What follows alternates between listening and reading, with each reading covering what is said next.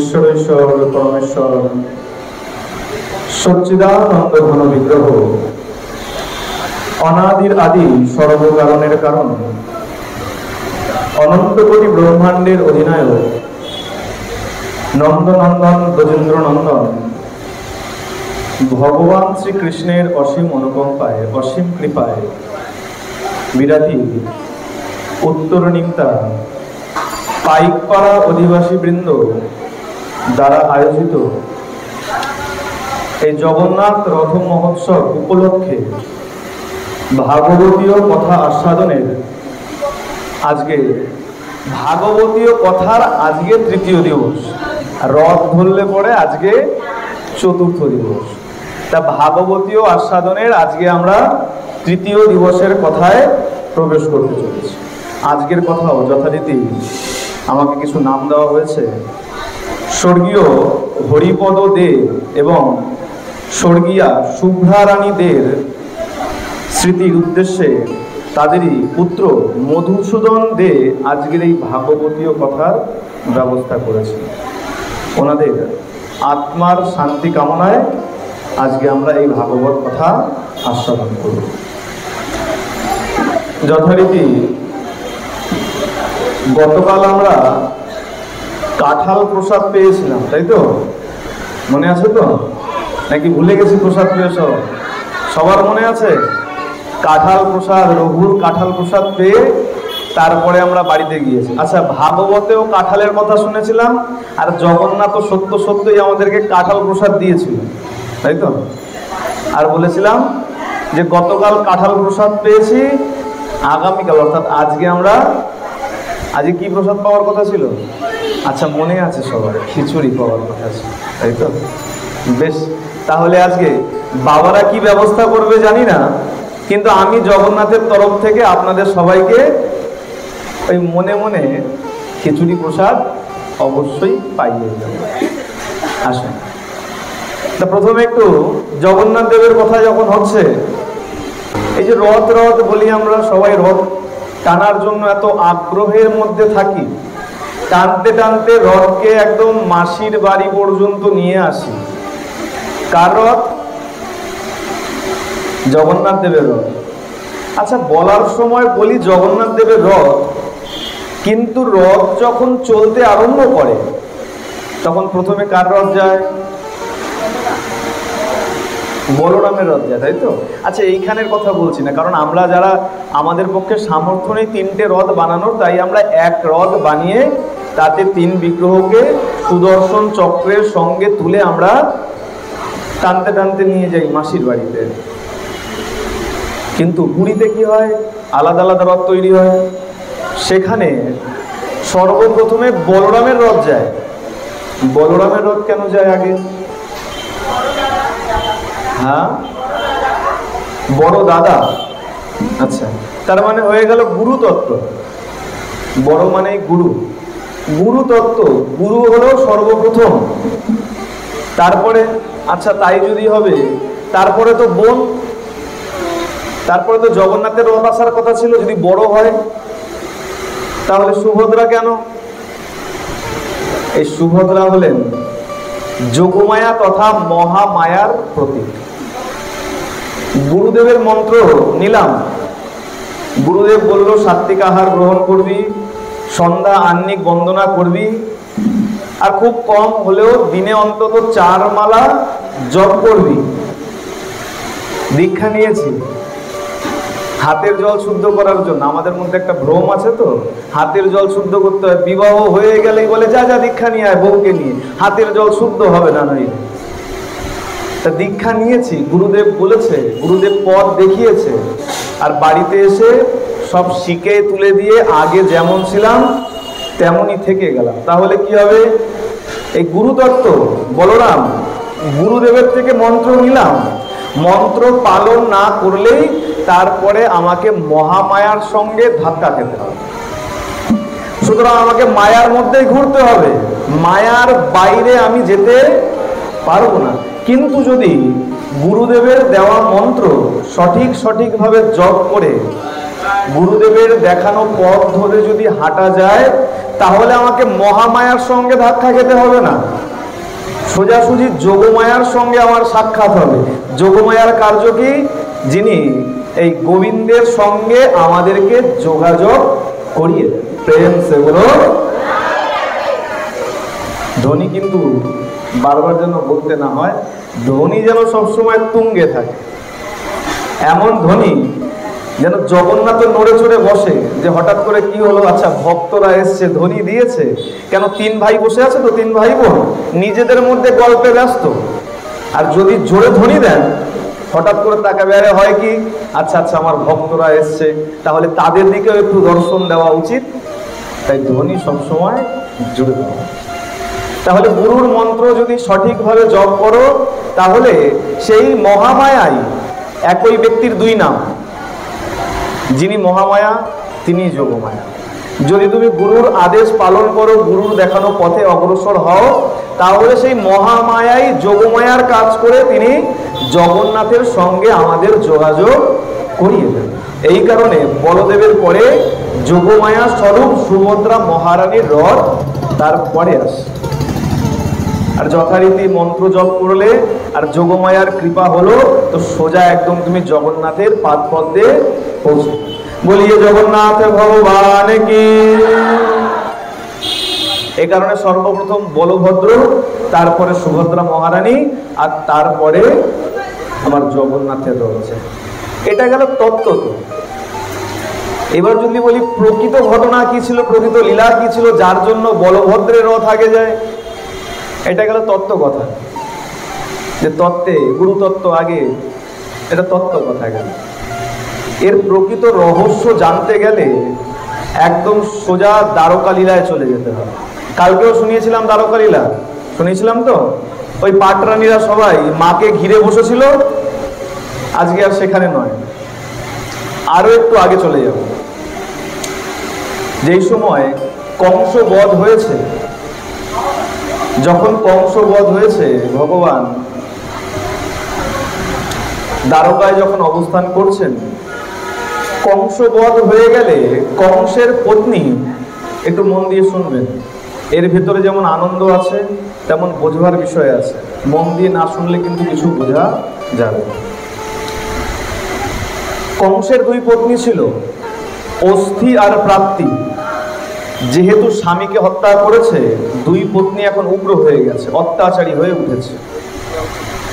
দ্বারকাধীশ কৃষ্ণ চিন্তা করছে, আমার তো কার্য সমাপ্ত হয়ে গেছে, মায়েরা কথা বলবে না, মাগো সামনে বসে কেউ কথা বলবে না, মন প্রচন্ড এদিক ওদিক হয়ে যায়, কেউ কথা বলবে না সামনে বসে। সামনে বসে কেন? এই ভাগবত আসরে বসে কখনো কথা বলতে নাই। বেদব্যাস বলে গেছেন বৃহৎ নারদীয় পুরাণে, আমরা তো মানতে চাই না, যিনি ভাগবত রচনা করে গেছেন তিনি সাক্ষাৎ বলে গেছেন বৃহৎ নারদীয় পুরাণে, নারয়া সদ কথা মধ্যে অন্যতা বদতি পাতকে সজাতি নরা কাম ঘোরম ইয়াবদা চন্দ্র তারকম। বলছে নারয়া সৎ কথার মধ্যে, সৎ কথার মধ্যে যে অসৎ কথা বলে, আন প্রসঙ্গ টেনে আনে, সে ঘোর নরক যন্ত্রণা ভোগ করে। আর কতদিন পর্যন্ত ভোগ করে? যতদিন পর্যন্ত চন্দ্র সূর্য উদীয়মান থাকে, সোজা কথা যতদিন পর্যন্ত চাঁদ সূর্য আছে ততদিন পর্যন্ত নরক যন্ত্রণা ভোগ করতে হয়। সুতরাং ভাগবত আসরে এসে সাধু সঙ্গে বসে কদাপি কখনো আন প্রসঙ্গ আলোচনা করবেন না। আপনি ভালোই শুনছেন না, আপনি যার সঙ্গে কথা বলছেন তার কথা শ্রবণে ব্যাঘাত হচ্ছে, এতে আরো বড় অপরাধ হয়। সবাই মিলে প্রেম সে বলো। আর আপনাদের সঙ্গে কি হয় দেখুন, এখানে আমি ইঞ্জিন, তাই তো, ইঞ্জিন কি করে? ট্রেনকে ট্রেনে নিয়ে যায়, আর আমিও আপনাদের মনরূপী বগিগুলোকে টেনে নিয়ে যাচ্ছি। আমি যেদিকে যেদিকে যাব আপনাদের মনগুলো কিন্তু সেদিকে সেদিকে যাবে। আর আমি যদি খারাপ হয়ে যাই, আমার মনই যদি বিগড়ে যায়, তাহলে বাকিদের মনও বিগড়ে যাবে, গাড়ি ঠিক মতো চলবে না, গোবিন্দের জায়গায় জমের দুয়ারে চলে যাব সবাই। সুতরাং মন একদম এইখানে রেখে ভাগবত কথা আস্বাদন করুন। তা গোবিন্দ যখন বধ করেছে কংসের, অস্থি আর প্রাপ্তি অত্যাচারী হয়ে উঠেছে। তা গোবিন্দ চিন্তা করছে, বেশ আমার তো যে কারণে আসা কংস বধ সেটা তো হয়ে গেছে, তাহলে এখন ফিরে যাই। কিন্তু দ্বারকাবাসী বলছে যে কৃষ্ণ, তুমি যদি এখন ফিরে যাবে তাহলে অস্থি প্রাপ্তির অত্যাচার থেকে আমাদেরকে উদ্ধার কে করবে? তাদের স্বামীকে বধ করেছো, তারা তো উগ্র হয়ে গেছে, অত্যাচারী হয়ে গেছে, তো তাদের হাত থেকে আমাদের বাঁচাবে কে? এক কাজ করো, আর কিছুদিন থেকে যাও, অস্থি প্রাপ্তির অত্যাচার সাঙ্গ হলে তারপর তুমি ফিরে যেও। বেশ, ঠিক আছে। নন্দ মহারাজ ছিলেন। কৃষ্ণ বলছে যে পিতা, এক কাজ করুন, আপনি ফিরে যান, আমি দুদিন পরেই আসছি। একটু মন দিয়ে শুনবেন গোবিন্দ কি বললেন। পিতা, আপনি ফিরে যান, দুদিন পরেই আমি আসছি। দুদিন। আমরা কথার খেলাপ করি না, এই সকালে টাকা দিয়ে দেবো, ধার নিয়েছিলাম, সকালে দিয়ে দেবো। এখন কোন সকাল তো আর বলি নাই, কত সকাল যে চলে যায় তার তো আর ঠিক থাকে না। গোবিন্দ বলল দুদিন। আচ্ছা, এই যে মাসি বাড়িতে এসছে ঘুরতে, মা লক্ষ্মীকে কদিনের কথা বলে এসেছিল? দুদিনের কথা বলেছিল। লক্ষ্মী চিন্তা করো না, দুদিন, আমি এই যাচ্ছি, দুদিন পরে ফিরে আসবো। আজকে দুদিন থেকে আজকে 4 দিন এসে দাঁড়িয়েছে। মা লক্ষ্মী আস্তে আস্তে রাগ করতে আরম্ভ করেছে, ক্রোধ বাড়তে আরম্ভ করেছে। হয়তো আপনারা অনেকে জানেন, যেই দিন রথ আবার শ্রীমন্দিরে ফিরে যায়, মা লক্ষ্মী একদম মুখ ভার করে দাঁড়িয়ে থাকে, ঢুকতে দেয় না। দাদা বলরাম দেখে যে লক্ষ্মীর ভাবগতিক ভালো না, কখন না কখন বিস্ফোরণ হয়ে যায়, তার থেকে কথা না বলে চুপি চুপি ঢুকে পড়ো। বলদেব ঢুকে গেছে মন্দিরে, সুভদ্রা সে দেখছে যে বৌদির অবস্থা ভালো না, না জানি আমার উপরেই সব রাগ দিয়ে দেয়, তার থেকে ভালো চুপি চুপি ঘরে ঢুকে যাও। সুভদ্রাও চুপি চুপি ঢুকে গেছে মন্দিরের ভেতরে। এখন পালা পড়েছে জগন্নাথের। দেখুন, আনন্দ করে সবাই আসলো, আর রাগের রাগ সব একজনের উপরে, আমার বেচারা জগন্নাথ দেবের উপরে। জগন্নাথ দেব যেই মাথা নিচু করে গুটি গুটি পায়ে ঢুকতে যায়, মা লক্ষ্মী অমনি দরজা আটকে দিচ্ছে। যাও কোথায়? বলে কেন? মন্দিরে ঢুকো। কদিনের কথা ছিল? দুদিন। আজকে কদিন হলো? 9 দিন। একদিন যায়, মাঝে 7 দিন থাকে, 9ম দিনের দিন উল্টো রথে বাড়ি ফিরে। বলে দুদিন বলে 9 দিন, এটা কোথাকার নিয়ম? মা এত ক্রোধ করে থাকে, আর মাকে শান্ত করা সম্ভব হয়ে ওঠে না। এখনকার সময় তো নয়, বউকে বলবে আচ্ছা বেশ রাত থামাও, বিকেলবেলা তোমাকে একটা নেকলেস কিনে দেবো। জগন্নাথ বউকে খুব ভালো মানাতে জানে। কি করেছে জানে যে আমার গিন্নি রেগে থাকবে, মা লক্ষ্মী রেগে থাকবে। কি করেছে? হাতে করে লুকিয়ে লুকিয়ে 1 হাঁড়ি রসগোল্লা নিয়ে এসছে। যেই কিছু বলবার জন্য ক্রোধের বশে মা লক্ষ্মী যেই কিছু বলবার জন্য মুখ খুলেছে, রসগোল্লা নিয়ে মায়ের মুখে দিয়ে দিয়েছে। আর মা লক্ষ্মী রসগোল্লা খুব ভালো খেতে। রসগোল্লা মুখে যেই পুড়ে দিয়েছে, রসগোল্লার স্বাদের সাথে সাথে মা সব রাগ যেন গিলে দিয়েছে, সব শান্ত হয়ে গেছে। দেখুন, জগন্নাথ ভালো জানে ঘরের বউকে কি করে সামলাতে হয়। ধর্ম খালি শোনার জন্য নয়, বাবাদেরকেও জানতে হবে যে ঘরের পত্নীকে কি করে শান্ত রাখা দরকার, আর পত্নীকেও জানতে হবে ঘরের কর্তাকে কি করে ঘরের দিকে গৃহমুখী করে রাখা যায়। দুদিন বলে গিয়েছিলেন, 9 দিন পরে ফিরেছেন। আজকে গোবিন্দ কৃষ্ণ নন্দ মহারাজকে বলছেন, পিতা আপনি যান, আপনি ব্রজবাসীদেরকে গিয়ে বলুন, মাকে গিয়ে বলুন, আমি 2 দিনের মধ্যে বিশেষ কিছু কাজ আছে, 2 দিনের কাজ করেই আমি আসছি। নন্দ মহারাজ বলছেন, কানাই আমার মনে হয় এর থেকে যেই দিন তুই গিরি গোবর্ধন উঁচু করেছিলি, সেই দিন আমরা যদি গিরি গোবর্ধনের তলায় চাপা পড়ে মরে যেতাম, তাহলে মনে হয় ভালো হতো। এই দিন দেখার জন্য তো বাঁচি নাই যে তোকে দ্বারকায় রেখে আমি একা একা ব্রজে ফিরে যাব। এর থেকে মনে হয় গিরি গোবর্ধনের তলায় চাপা পড়ে মারা গেলে এর থেকে অনেক ভালো হতো। অনেক করে বুঝিয়েছেন, অনেক করে সান্ত্বনা দিয়েছেন। এই ধরা চূড়া বাঁশি সব একটা পোটলায় বেঁধে নন্দ মহারাজের হাতে দিয়েছেন, বলেছে পিতা যান, এগুলো কি আমার সখাদেরকে দেবেন, বলবেন যে আমি দুদিন পরেই আসছি। অনেক করে বোঝাবার পর বুকে একরকম পাথর রেখেই নন্দ মহারাজ কৃষ্ণকে দ্বারকায় ছেড়ে একা একা ব্রজে ফিরেছিলেন।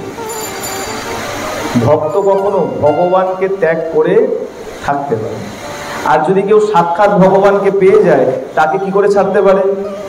আরে ভালোই সে জানুক যে এটা আমারই পুত্র। কৃষ্ণকে তারা কখনো ভগবান জ্ঞানে দেখে নাই। সখারা এই ব্রজলীলায় সখারা জানতো যে কৃষ্ণ ভগবান, কিন্তু কখনো তারা বিশ্বাস করতো না, সেভাবে দেখতো না। এক সময় যখন ইচ্ছা হয়েছে, বলে হ্যাঁ রে কানাই, এই যে তুই বলিস বৈকুণ্ঠ, তা একবার চল আমরা বৈকুণ্ঠ দেখবো। বলে বেশ চল। সখারা যখন বলেছে, বন্ধু যখন বলেছে, বন্ধুর মনের বাসনা তো পূর্ণ করতে হয়। ওই ছোট্ট কানাই কি করেছে, সব সখাদের নিয়ে মুহূর্তের মধ্যে বৈকুণ্ঠে চলে গেছে। এখন বৈকুণ্ঠে যখন গেছে, দারোয়ান দাড়ি যারা আছে সবাই তো আটকে দিয়েছে, সখাদারা বাইরে আটকে দিয়েছে, আর কৃষ্ণকে, সেই জগদীশ ভগবানকে তারা সম্মানের সঙ্গে রাজপ্রাসাদের ভেতরে নিয়ে গেছে, সিংহাসনে বসিয়ে দিয়েছে গোবিন্দকে। কত কত আরতি হচ্ছে, স্তুতি হচ্ছে, আর সখারা বাইরে দাঁড়িয়ে দাঁড়িয়ে দেখছে, ভেতরে যেতে পারছে না। যখন আরতি টারতি হয়ে গেছে বৈকুণ্ঠে, গোবিন্দ বাইরে বেরিয়ে এসে বলে, হ্যাঁ রে বৈকুণ্ঠ দেখলি? বলে বৈকুণ্ঠ দেখলাম, এক কাজ কর, আর বিলম্ব করিস না, তাড়াতাড়ি ব্রজে ফিরে চল। বলে কেন? বলে এই বৈকুণ্ঠে থাকলে আমরা তো তোকে সাথে পাবো না, যেই মাত্র এসছি অমনি তোকে নিয়ে চলে গিয়ে সিংহাসনে বসিয়ে দিয়েছে, আর আমরা যে এইখানে দাঁড়িয়ে আছি আমাদের কোনো খবর নাই, তা তোকে তো আমরা সাথে পাবো না, আমার দরকার নেই বৈকুণ্ঠে, চল তুই তাড়াতাড়ি আমাদেরকে আবার ব্রজে নিয়ে চল। সখারা কানাইকে কখনো পাশ ছাড়তে চায়। আজকে নন্দ মহারাজ সেই পুটলা নিয়ে ফিরে এসছেন ব্রজে, আর যখনই নন্দ মহারানীকে বলেছেন, জানো এই কানাই বলল বিশেষ কোনো কাজ আছে, তার জন্য দুদিন পরে আসছে। নন্দ মহারানী ভেবেছে যে মহারাজ মনে হয় একটু মজা করছে, হয়তো কানাই এসছে সখাদের সঙ্গে খেলতে চলে গেছে, তা নন্দ মহারাজ মনে হয় একটু মজা করছে। মহারাজ সত্য বলুন, আমার কানাই নিশ্চয়ই এসছে, হয়তো সখাদের সঙ্গে খেলতে গেছে। নন্দ মহারাজ যখন আবার বিশ্বাস দিয়ে বলেছে যে শোনো, আমি সত্য বলছি, কানাই আসে নাই। কানাই বলল যে পিতা, বিশেষ কাজ আছে, আপনি যান, আমি দুদিন পরেই আসছি। নন্দ মহারানী তখন খেদ করে বলছেন, এর থেকে তো আমার মনে হয় রামচন্দ্রের পিতা দশরথ অনেক ভালো ছিল। কেন? যেই মুহূর্তে তিনি শুনেছিলেন রাম বনবাসে যাবে, সেই মুহূর্তে দশরথ প্রাণ ত্যাগ করেছিলেন। আপনি কানাইকে রেখে এই ব্রজে ফিরলেন কি করে? আচ্ছা আচ্ছা, আপনি মনে হয় দ্বারকার ঐশ্বর্য দেখে, দ্বারকার ধন সম্পত্তি দেখে আপনি মনে হয় কানাইকে ভুলে গেছেন। আপনি ভুলতে পারেন, কিন্তু আমি আর আমার এই ব্রজবাসীরা তো কানাইকে ভুলে নেই। নন্দ মহারাজ অনেক করে সান্ত্বনা দিয়েছে, সত্য বলছি, দেখো অনেক কষ্টে, আমিও অনেক কষ্টে কানাইকে ছেড়ে এই ব্রজে এসছি। আমিও চাইলে পারতাম প্রাণ ত্যাগ করে দিতে, কিন্তু আমি যদি প্রাণ ত্যাগ করে দেই আর কানাই যদি দুদিন পরে ফিরে আসে আর এসে যদি আমাকে না দেখতে পারে, তাহলে কানাইয়ের কি অবস্থা হবে? সেই চিন্তা করে আমি প্রাণ ত্যাগ করতে পারছি না। প্রাণ ত্যাগ করা এমন বড় কথা নয়, কিন্তু কৃষ্ণের বিরহে প্রাণ ধরে রাখা, এটা হলো তার থেকে বড় বেশি। যখন সংবাদ পেয়েছে নন্দ মহারাজ ফিরে এসছে, সব সখারা রাজভবনে ছুটে এসছে। সখারা ভেবেছে কানাই ফিরে এসছে। নন্দ মহারাজ সবাইকে সান্ত্বনা দিয়ে বলেছেন, দেখো কানাই আসে নাই, বলেছে দুদিনের বিশেষ কাজ আছে, দুদিন পরেই আসবে। এই দেখো, এই তোমাদের জন্য কিছু দ্রব্য পাঠিয়েছি। বলে ওই যে কানাই যার মধ্যে ধরা চূড়া বংশী পাঠিয়েছিল সেই পোটলাটা ধরে সখাদের হাতে দিয়েছে। এদিকে দ্বারকার অবস্থা কেমন? দ্বারকায় বসুদেব চিন্তা করছে কৃষ্ণ আজ না হয় কাল সিংহাসনে বসবে, রাজা হবে, দ্বারকাধীশ হবে। তার মধ্যে যদি বিদ্যার জ্ঞান না থাকে তাহলে রাজ্য চালাবে কি করে? এতদিন তো ব্রজে ছিল, গায়ে ছিল, বিদ্যা অধ্যয়ন হয় নাই। যখন দ্বারকায় এসেছিলেন তখন কংসবধের সময়ের কথা, তখন গোবিন্দের বয়স মোটামুটি 11 বৎসর 11 দিন। কোথাও এই বয়স নিয়ে মতভেদ আছে, মোটামুটি বয়স 11 বৎসর 11 দিন। তখন পিতা বসুদেব কানাইকে, কৃষ্ণকে গুরুগৃহে পাঠিয়েছেন বিদ্যা অধ্যয়নের জন্য। আচ্ছা চিন্তা করুন তো, ভগবান তো এখনো চাইলে পারতেন যে আমার ভেতরে তো সব জ্ঞান আছে, আমি আবার গুরুর বাড়িতে কেন যাব? যার থেকে বেদ উৎপন্ন হয়েছে, চারো বেদ যার থেকে উৎপন্ন হয়েছে, তাকে আবার কিসের বিদ্যা অধ্যয়ন করা? কিন্তু না, তাহলে তিনি কেন গেলেন গুরু আশ্রমে? তিনি আমাদের শিক্ষা দেওয়ার জন্য, লোক শিক্ষার কারণে তিনি ভগবান হয়েও তিনি গেলেন গুরুর গৃহে। যে গুরুর গৃহে গিয়ে শিক্ষা অধ্যয়ন না করলে সেই বিদ্যা কদাপি সম্পন্ন নয়। গেলেন, বিদ্যা অধ্যয়ন করেছেন, ফিরে এসছেন। এদিকে ব্রজবাসীরা, সখারা রোজ চিন্তা করে আজকে মনে হয় কানাই আসবে, গতকাল তো আসে নাই, আজকে আসবে। রাস্তা পথ ঘাট খুব সুন্দর করে ফুল দিয়ে সাজিয়ে রাখে, কেন? আমার সখা আসবে। একটু মন দিয়ে বিচার করবেন এই জায়গাটা। সখারা রোজ নতুন নতুন করে উদ্যমে প্রস্তুতি নেয়, আজকে কানাই আসবেই আসবে। যথারীতি সন্ধ্যা হয়ে যায়, আর সন্ধ্যা হয়ে গেলে যখন বাড়ি ফিরে যায়, বাড়িতে গিয়ে বলে জানো মা,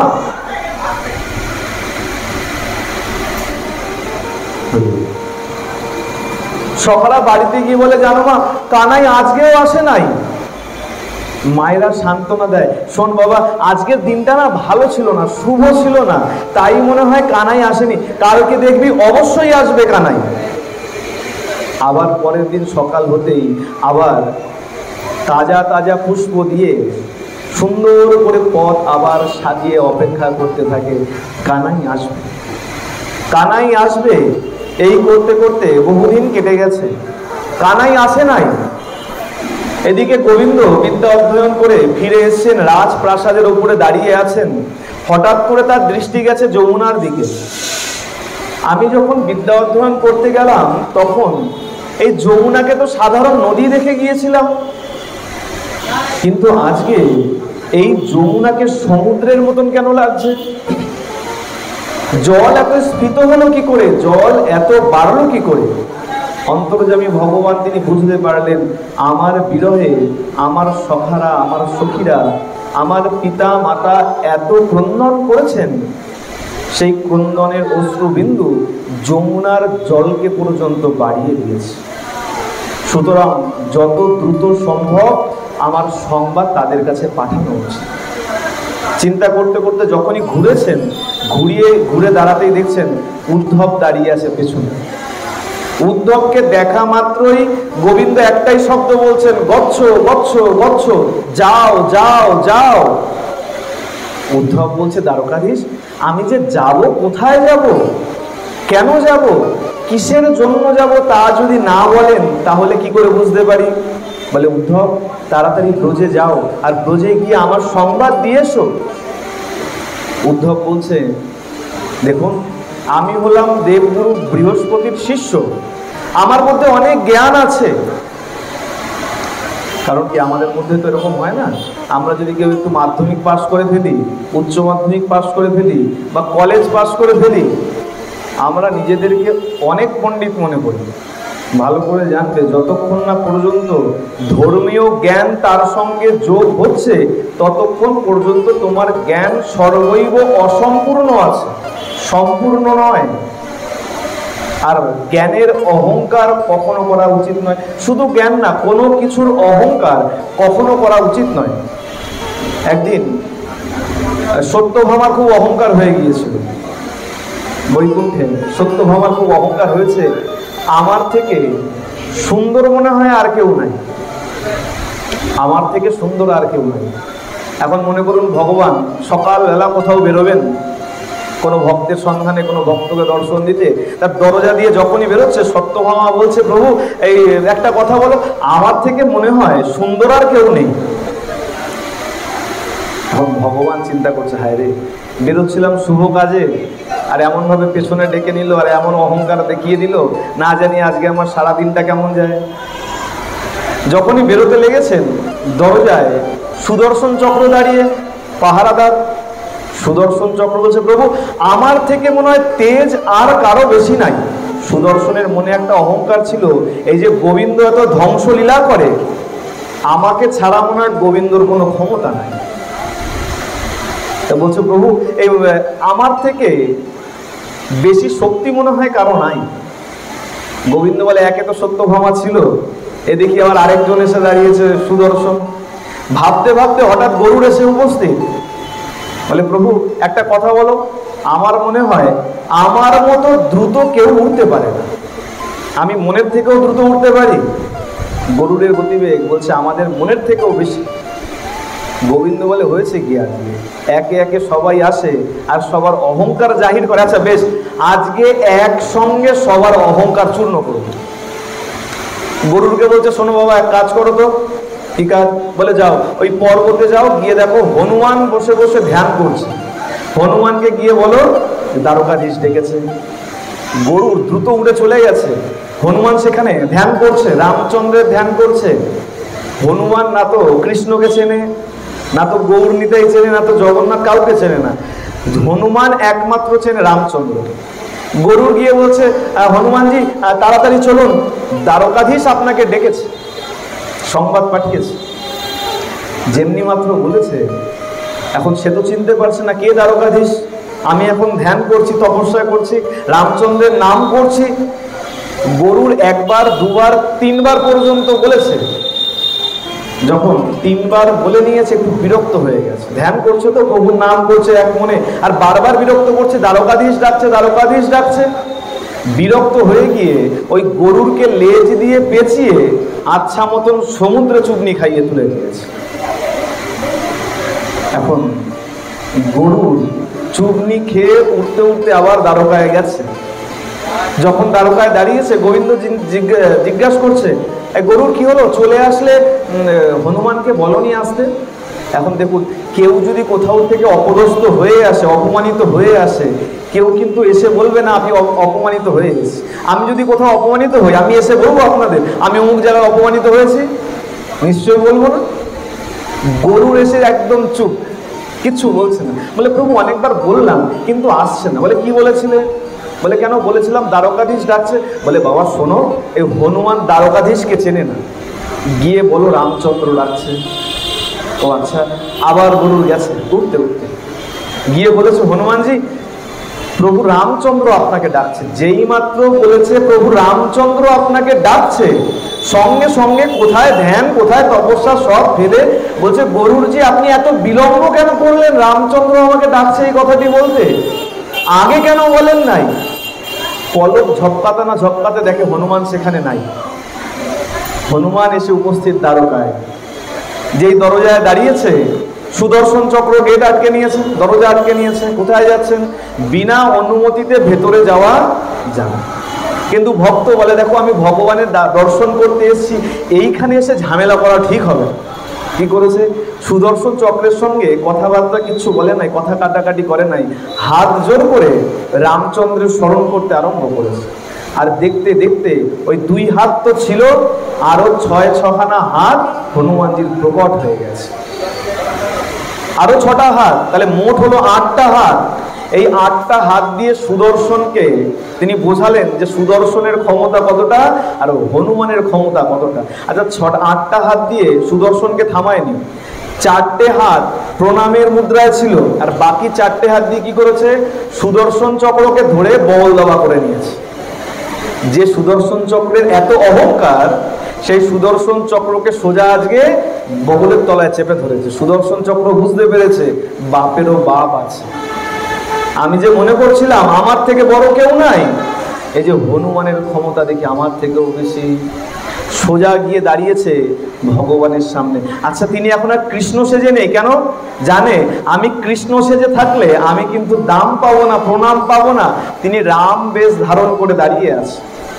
হনুমানজি গিয়ে সাষ্টাঙ্গ প্রণাম করেছে, আর সত্যভামা খুব সুন্দর করে সেজে দাঁড়িয়েছিল। হনুমানজি গিয়ে বলছে, ও প্রভু, মা কোথায়? এ কোন দাসীকে দাঁড় করিয়ে রেখেছো পাশে? যে এত সুন্দর সেজে দাঁড়িয়েছিল, যে চিন্তা করেছিল আমার থেকে সুন্দর আর কাউকে দেখতে নাই, আজকে হনুমান বলছে মা কোথায়? এ কোন দাসীকে দাঁড় করিয়ে রেখেছো? যখন এই কথা বলেছে, আর তখন রুক্মিণী অর্থাৎ সীতা তিনি বেরিয়ে এসছেন, আর যেই মাত্র দেখেছে সীতাকে, হনুমানজি দণ্ডবোধ করেছে। এই হনুমানজি দণ্ডবোধ করাতে রুক্মিণী হনুমানজিকে অনেক আশীর্বাদ করেছেন, অনেক করে সান্ত্বনা করেছেন, অনেক আহার দ্রব্য দিয়েছে। যেহেতু বানর হনুমান, কলা আদি সব কিছু ভক্ষণ করিয়েছে, তারপর সব স্থির হয়েছে। এদিকে যখন সব শান্ত হয়ে গেছে, গরুর উড়ে এসে দরজায় দাঁড়িয়েছে। সুদর্শনকে ছেড়ে দিয়েছে, হনুমানজি বগল থেকে ছেড়ে দিয়েছে, আবার দরজায় চলে গেছে। গরুর উড়ে এসে বলছে সুদর্শনকে, শোনো, এই হনুমান আসবে, হনুমানকে কিন্তু ঢুকতে দেবে না। বলে আপনি কি পাগল হয়ে গেছেন? হনুমান কোন সকালবেলা এসে ভেতরে গিয়ে তার সব কাজ সাঙ্গ হয়ে গেল, আর আপনি কিনা বলছেন হনুমান আসবে? গরুর বুঝতে পারলো যে আমি যে ভেবেছিলাম আমার থেকে গতি বেশি আর কারো নাই, আমার থেকেও বেশি গতি সম্পন্ন কেউ আছে। একে একে তিনজনের অহংকার চূর্ণ করে দিচ্ছে যথারীতি। এদিকে উদ্ধবের, আসুন আবার আমরা সেই কথায় যাই যে অহংকার নিয়ে প্রশ্ন উঠেছিল।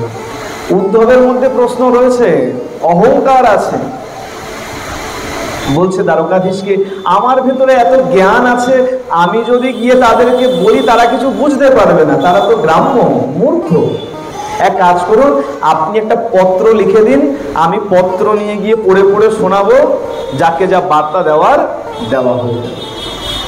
দ্বারকাধীশ বলছে বেশ তাই হোক। কৃষ্ণ একটা পত্র লিখে দিয়েছে। উদ্ধব রথ নিয়ে চলেছেন ব্রজের দিকে। ভালো করে ধ্যান দেবেন, দ্বারকা থেকে উদ্ধব চলল ব্রজের দিকে।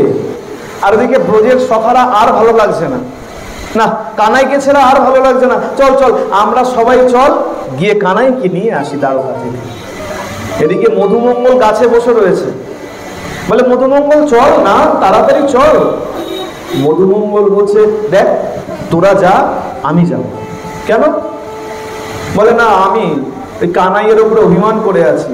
কানাই আগে আসবে, আমাকে প্রণাম করবে, তারপরে ক্ষমা চাইবে, তারপরে আমি কানাইয়ের সাথে কথা বলবো, তার আগে কোনো কথা নাই। দেখুন, ভগবান মনে করলে এই বিষয়টা আসতো না। কি বলছে? কানাই আসবে, আমাকে প্রণাম করে আমার কাছে ক্ষমা চাইবে, তারপরে আমি কথা বলবো, তার আগে কোনো কথা নাই। এটা হলো সখ্যতা, ভগবানকে সখা মেনে নেওয়া। বেশ, সখারা সব চলতে লেগেছে, হাঁটতে শুরু করেছে। দূর থেকে দেখতে পাচ্ছে রথ আসছে, রাজাদের রথ ঝলমল ঝলমল করছে, ভেতরে কে আছে বুঝতে পারছে না।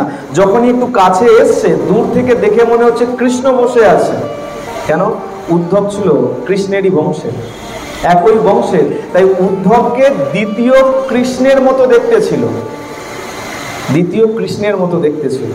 তারা দেখে চিন্তা করেছে, মনে করেছে কৃষ্ণ আসছে, চিৎকার করতে লেগেছে, কানাই আসছে, কানাই আসছে, কানাই আসছে। ওই মধুমঙ্গল গাছে বসেছিল, তাড়াতাড়ি লাফ দিয়ে নেমে ছুটতে ছুটতে এসছে, কোথায় কানাই, কোথায় কানাই? বলে কেন রে, তুই যে বললি এই কানাই আসবে, আগে তোর কাছে ক্ষমা চাইবে, তারপরে নাকি তুই কথা বলবি, নামবি। বলে শোন, আর ভালো লাগছে না, অনেকদিন হয়ে গেল কানাইকে দেখি না, আগে একবার জড়িয়ে ধরবো, বুকটা জোড়াবে, তারপরে যা রাত দেখানো রাত দেখাবো। চল চল তাড়াতাড়ি চল, কোথায় কানাই? যখনই রথ কাছে এগিয়ে এসছে, দেখছো ওমা কানাই না, দ্বারকা থেকে কানাইয়ের সংবাদ নিয়ে এসছে গো। উদ্ধব রথের থেকে নেমেছে, নেমে জিজ্ঞাসা করছে নন্দ মহারাজের বাড়ি কোন দিকে? আমি দ্বারকা থেকে দ্বারকাধীশের সংবাদ নিয়ে এসেছি, কৃষ্ণের সংবাদ নিয়ে এসেছি। একটা সরু নালা বয়ে যাচ্ছে জলে, সখারা বলছে এই যে দেখছেন জলের যে নালা বয়ে যাচ্ছে, এই নালা ধরে এগিয়ে যান, একদম সোজা রাজভবনে গিয়ে পৌঁছে যাবে। উদ্ধব বলছে আচ্ছা এই যে নালা বয়ে যাচ্ছে এই নদীর নাম কি? বলে শুনুন, আপনি তো দ্বারকা থেকে এসেছেন, তাই আপনি বুঝতে পারছেন না, এটা কোনো নদী নয়। নন্দ মহারানী মা যশোদা কানাইয়ের বিরহে এত ক্রন্দন করে চলেছে, সেই অশ্রু জল আজকে নদীর ধারায় যেন প্রবাহিত হয়ে যাচ্ছে। এ কারণে বলা হয় ব্রজ প্রেম। এই জগতে ব্রজ প্রেমের থেকে শ্রেষ্ঠ আর কিছু নাই। যে প্রেমের কাছে গোবিন্দ বাধা, কেন চিন্তা করুন, মায়ের ক্রন্দন এত সাংঘাতিক যেটা নদীর ধারায় আজকে প্রবাহিত হয়ে যাচ্ছে। উদ্ধবের জ্ঞান যেন কোথাও ধাক্কা খেল। চিন্তা করেছিল আমি অনেক পাণ্ডিত্য নিয়ে এসেছি, বুঝাবো কি করে? আজকে কানাইয়ের বিরহে এত ক্রন্দনের অশ্রু দেখে তার জ্ঞান যেন কোথাও ধাক্কা খেয়ে গেল। ওই অশ্রুধার ধরে ধরে নন্দ মহারাজের ভবনে গিয়ে উপস্থিত হয়েছে। নন্দ মহারাজকে পরিচয়, নন্দ মহারাজ তো চিনতেন উদ্ধবকে, বলেছে যাও। নন্দ মহারানী ভেতরে আছে, ঘরের অভ্যন্তরে। ভেতরে যখন প্রবেশ করেছে, প্রবেশ করে পরিচয় যখন বলেছে নন্দ মহারানীকে, আমি উদ্ধব দ্বারকা থেকে এসেছি, কৃষ্ণের সংবাদ নিয়ে এসেছি, স্বাভাবিকভাবে বলেছে। নন্দ মহারাজ বলছে শোনো, এই কানাইয়ের বিরহে ক্রন্দন করতে করতে আজকে যেমন চোখে কম দেখে নন্দ মহারানী, ঠিক তেমন কানেও কম শোনে। বলে কেন? বলে শোনার মধ্যে তো একটাই ছিল, কি ছিল? বলে কানাই বাঁশি বাজাতো, আর না হলে মা বলে ডাকতো। এই দুই ধ্বনির কোনোটাই তো আজকে নাই। কান থেকেই কি আর না থেকেই কি। সেই কানাইয়ের ডাক যখন নাই, কানাইয়ের মুরলীর ধ্বনি যেখানে নাই, সেখানে কান দিয়ে আর কি শ্রবণ করে? যশোদা এখন কানে একটু কম শোনে, একটু উঁচু ধ্বনিতে ডাকো, জোরে ডাকো। গিয়ে যখন জোর করে উদ্ধব বলেছে আমি দ্বারকা থেকে এসেছি, আমি উদ্ধব কানাইয়ের সংবাদ নিয়ে এসেছি। ভাব দেখুন, মা যশোদা উদ্ধবকে বলছে আস্তে আস্তে আস্তে, আমি এইমাত্র কানাইকে ঘুম পাড়িয়ে আসলাম।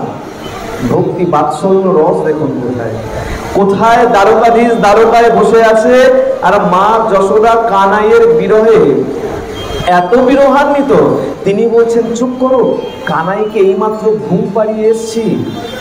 এত জোরে চিৎকার করলে কানাই উঠে যাবে। আর জানো তো, একবার যদি ঘুম ভেঙে যায়, যতক্ষণ না ননি দেব ততক্ষণ আমাকে কোনো কাজ করতে দেবে না। আর জানো, ননি দিতে যদি বিলম্ব হয়ে যায়, আমার মন্থনের হাড়ি পর্যন্ত ভেঙে দেবে। আস্তে কথা বলো, আস্তে কথা বলো। উদ্ধব চিন্তায় পড়ে গেলেন, যে জ্ঞানের আমি অহংকার করছিলাম, সেই জ্ঞান এখানে কোনো কাজ করবে না।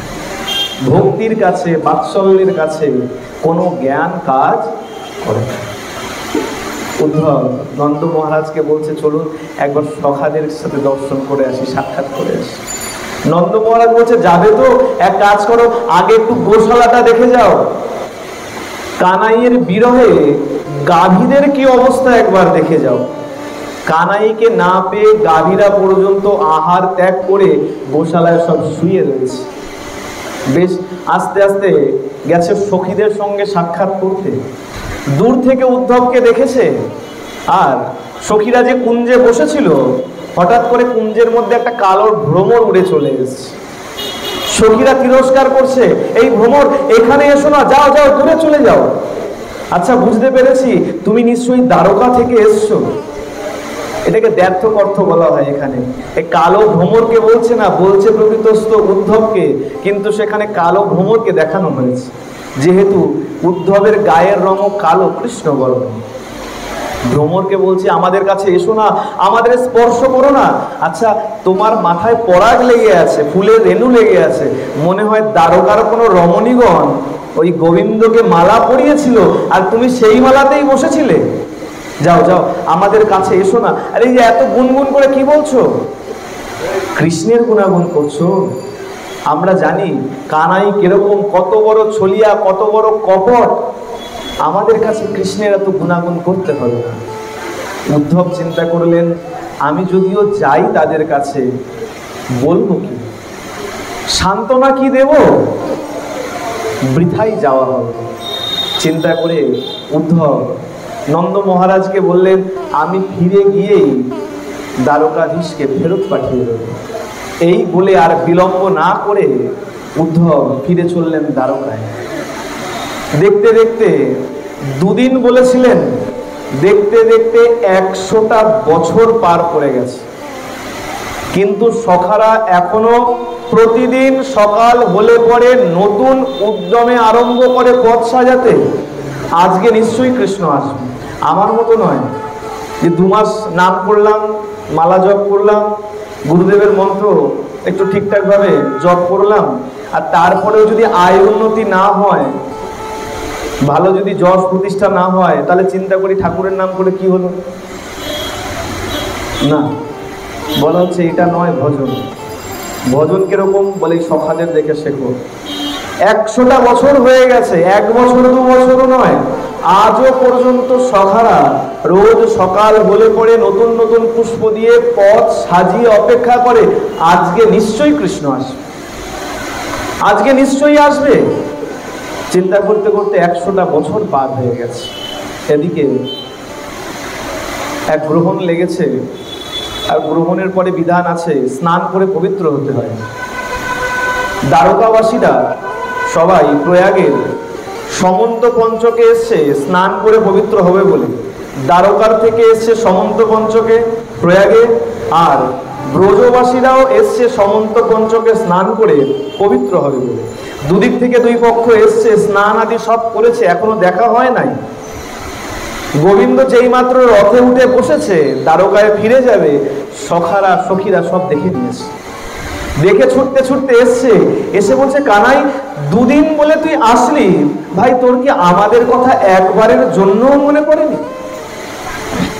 একবারের জন্য মনে পড়লো না? চল আজকে যখন তোকে পেয়েছি, তোকে নিয়েই আমরা ব্রজে ফিরবো। এই বলে রথের রশি ধরে টানতে আরম্ভ করেছে। এই হলো প্রথম রথ। আমরা যে রথ চালাই তার প্রথম সূচনা এইখানে, যে সখারা সখীরা গোবিন্দকে সেই সমন্ত পঞ্চকে স্নানের পর রথারূঢ়া হয়ে যখন বসেছিলেন, গোবিন্দকে টানতে টানতে ব্রজের দিকে নিয়ে যেতে আরম্ভ করেছিলেন, কিন্তু নিতে পারেননি। দাদা বলরাম থামিয়ে দিয়েছিল। অনেক বুঝিয়ে কানাইকে ফিরিয়ে নিয়ে এসেছিল দ্বারকায়, আবার একই প্রতিশ্রুতি দিয়েছিল যে তোমরা ফিরে যাও, 2 দিন পরেই আমরা যাচ্ছি। এদিকে একদিন সকালবেলা গোবিন্দ ঘুম থেকে উঠেছেন, আর উঠেই ব্রজ ভাব এমন জাগরিত হয়েছে, ঘুম থেকে উঠেই পালঙ্ক থেকে পড়ে গেছে।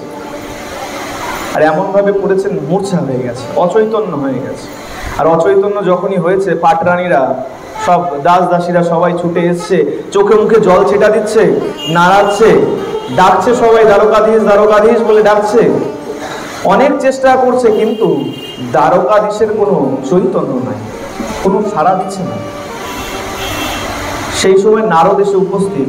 নারদকে দেখে বলছেন, দেখুন না দেবর্ষিপাদ, আপনার প্রভু কোনো সাড়া দিচ্ছে না, কথা বলছে না, এত করে জলে ছিটা দিচ্ছি, নাড়াচ্ছি, কোনো শব্দ নাই। দেবর্ষিপাদ দেখে বুঝতে পেরেছে যে ভাব এসছে প্রভুর মনে। দেবর্ষিপাদ বলছে, তো সামান্য ব্যাপার, এটা এমন বিশদ কিছু নয়। তাহলে বলে, এক কাজ করুন, সবাই মিলে রাধা নামের জয়ধ্বনি দিন, সবাই সখাদের নাম উচ্চারণ করুন, ব্রজবাসীদের নাম উচ্চারণ করুন, দেখবেন আমার প্রাণ গোবিন্দ আপনি আপ উঠে বসবে।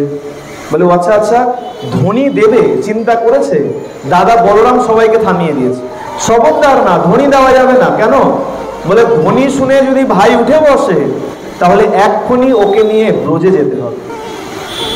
কিন্তু ব্রজে যে যাবে, রথ কোথায়? আগে রথ নিয়ে আসো, তারপরে ধ্বনি দাও, তাহলে উঠলে পরে রথে করে ব্রজে নিয়ে যাব। ভালো, রথ নিয়ে আসা হয়েছে গোবিন্দের জন্য। মন দিয়ে শুনবেন, এইখানে খুব জিনিস, গুরু তত্ত্ব লুকিয়ে আছে। এই যে আমরা এত রথ টানাটানি করি, সব বিষয়টা এই ভেতরে লুকিয়ে আছে। একটা রথ আনা হয়েছে, ধ্বনি দেবে ঠিক করেছে।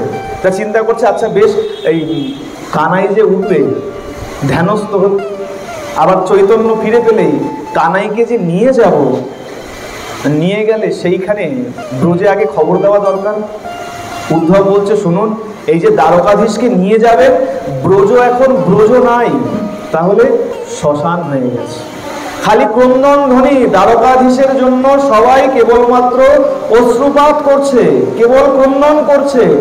এখন ব্রজ আর ব্রজ নাই, শ্মশানে পরিণত হয়েছে। এক কাজ করুন, এই অবস্থায় দ্বারকাধীশকে নিয়ে গেলে আর দ্বারকায় ফিরিয়ে আনা যাবে না। এক কাজ করুন, কাউকে আগে পাঠান, ব্রজে গিয়ে সংবাদ দিক যে দ্বারকাধীশ কৃষ্ণ আসছে, তোমরা কান্না থামাও, সব ধীর স্থির সুস্থভাবে থাকো, আর আমরা নিয়ে আসবো কৃষ্ণ। ভালো কথা। তাহলে এখন সংবাদ দিতে কে যাবে ব্রজে? কৃষ্ণ যাবে ব্রজে, এই সংবাদটা নিয়ে কে যাবে?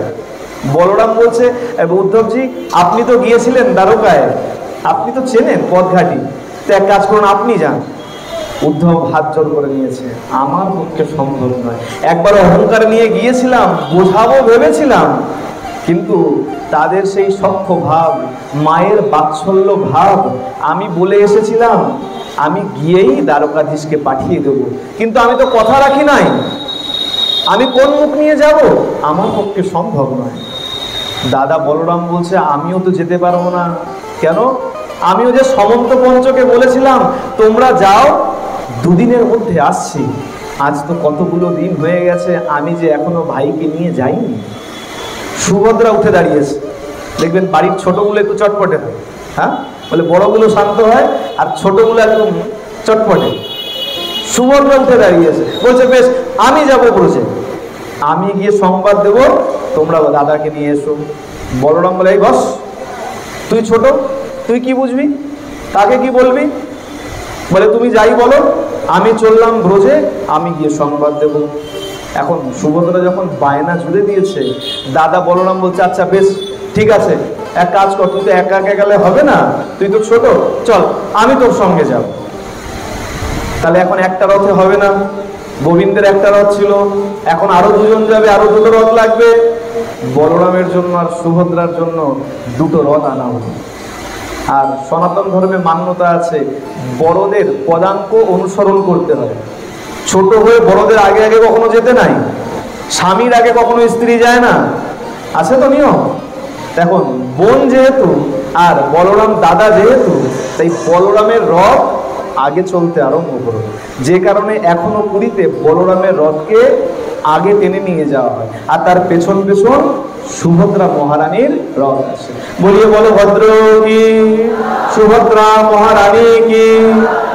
এই যারা যারা আস্তে আস্তে ধ্বনি দিচ্ছে, এই কমিটির থেকে দেখে রাখুন, খিচুড়ি প্রসাদ তাদেরকে কম দেওয়া হয়, এক বাটির জায়গায় হাফ বাটি দেওয়া হয়। ধ্বনি যখন কম, প্রসাদের বেলাও প্রসাদ কম করুন, সবাই মিলে প্রেম সে বলো। আচ্ছা বেশ, তো খিচুড়ির কথা যখন শুনেছে, খিচুড়ি কি আর ছাড়া যায়? দুটো রথ চলতে আরম্ভ করলো, এখনো কিন্তু গোবিন্দের মধ্যে চৈতন্য আসে নাই, ভাবে আবিষ্ট হয়ে পড়ে আছে। যখন দুটো রথ যখন চলতে আরম্ভ করেছে, প্রথমে বলভদ্রের রথ আর তারপরে সুভদ্রা মহারানীর রথ। পুরীতে যারা গেছেন নিশ্চয়ই দেখেছেন, বলভদ্রের রথ চলে যায়, সুভদ্রা মহারানীর রথ চলে যায়, অনেক দূরে দেখা যায় জগন্নাথ দেবের রথ আসে। কেন?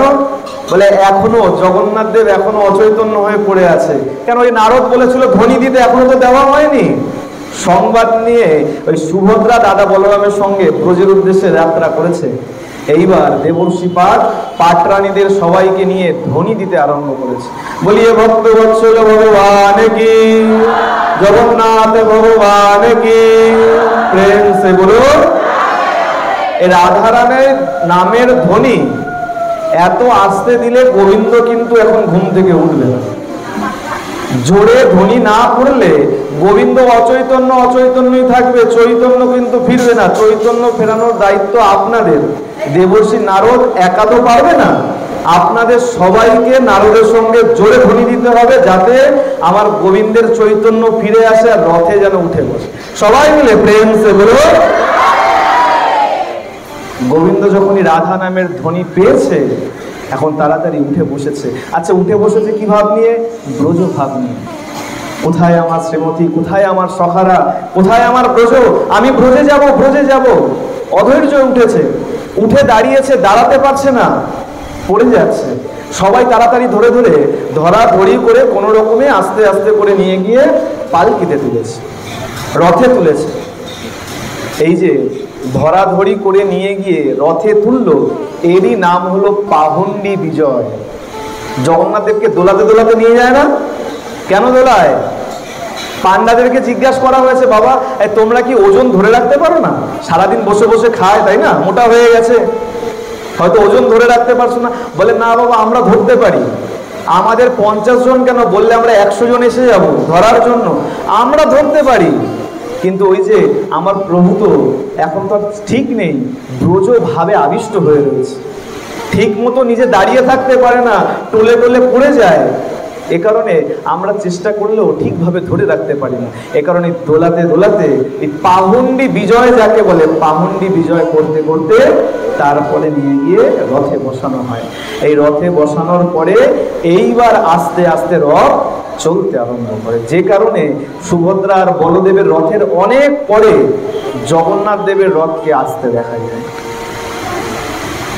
আমরা সবাই মনে করি গুরুতত্ত্ব, গুরুতত্ত্ব ভালোই আছে, কিন্তু প্রকৃত লীলা এইখানে লুকিয়ে আছে।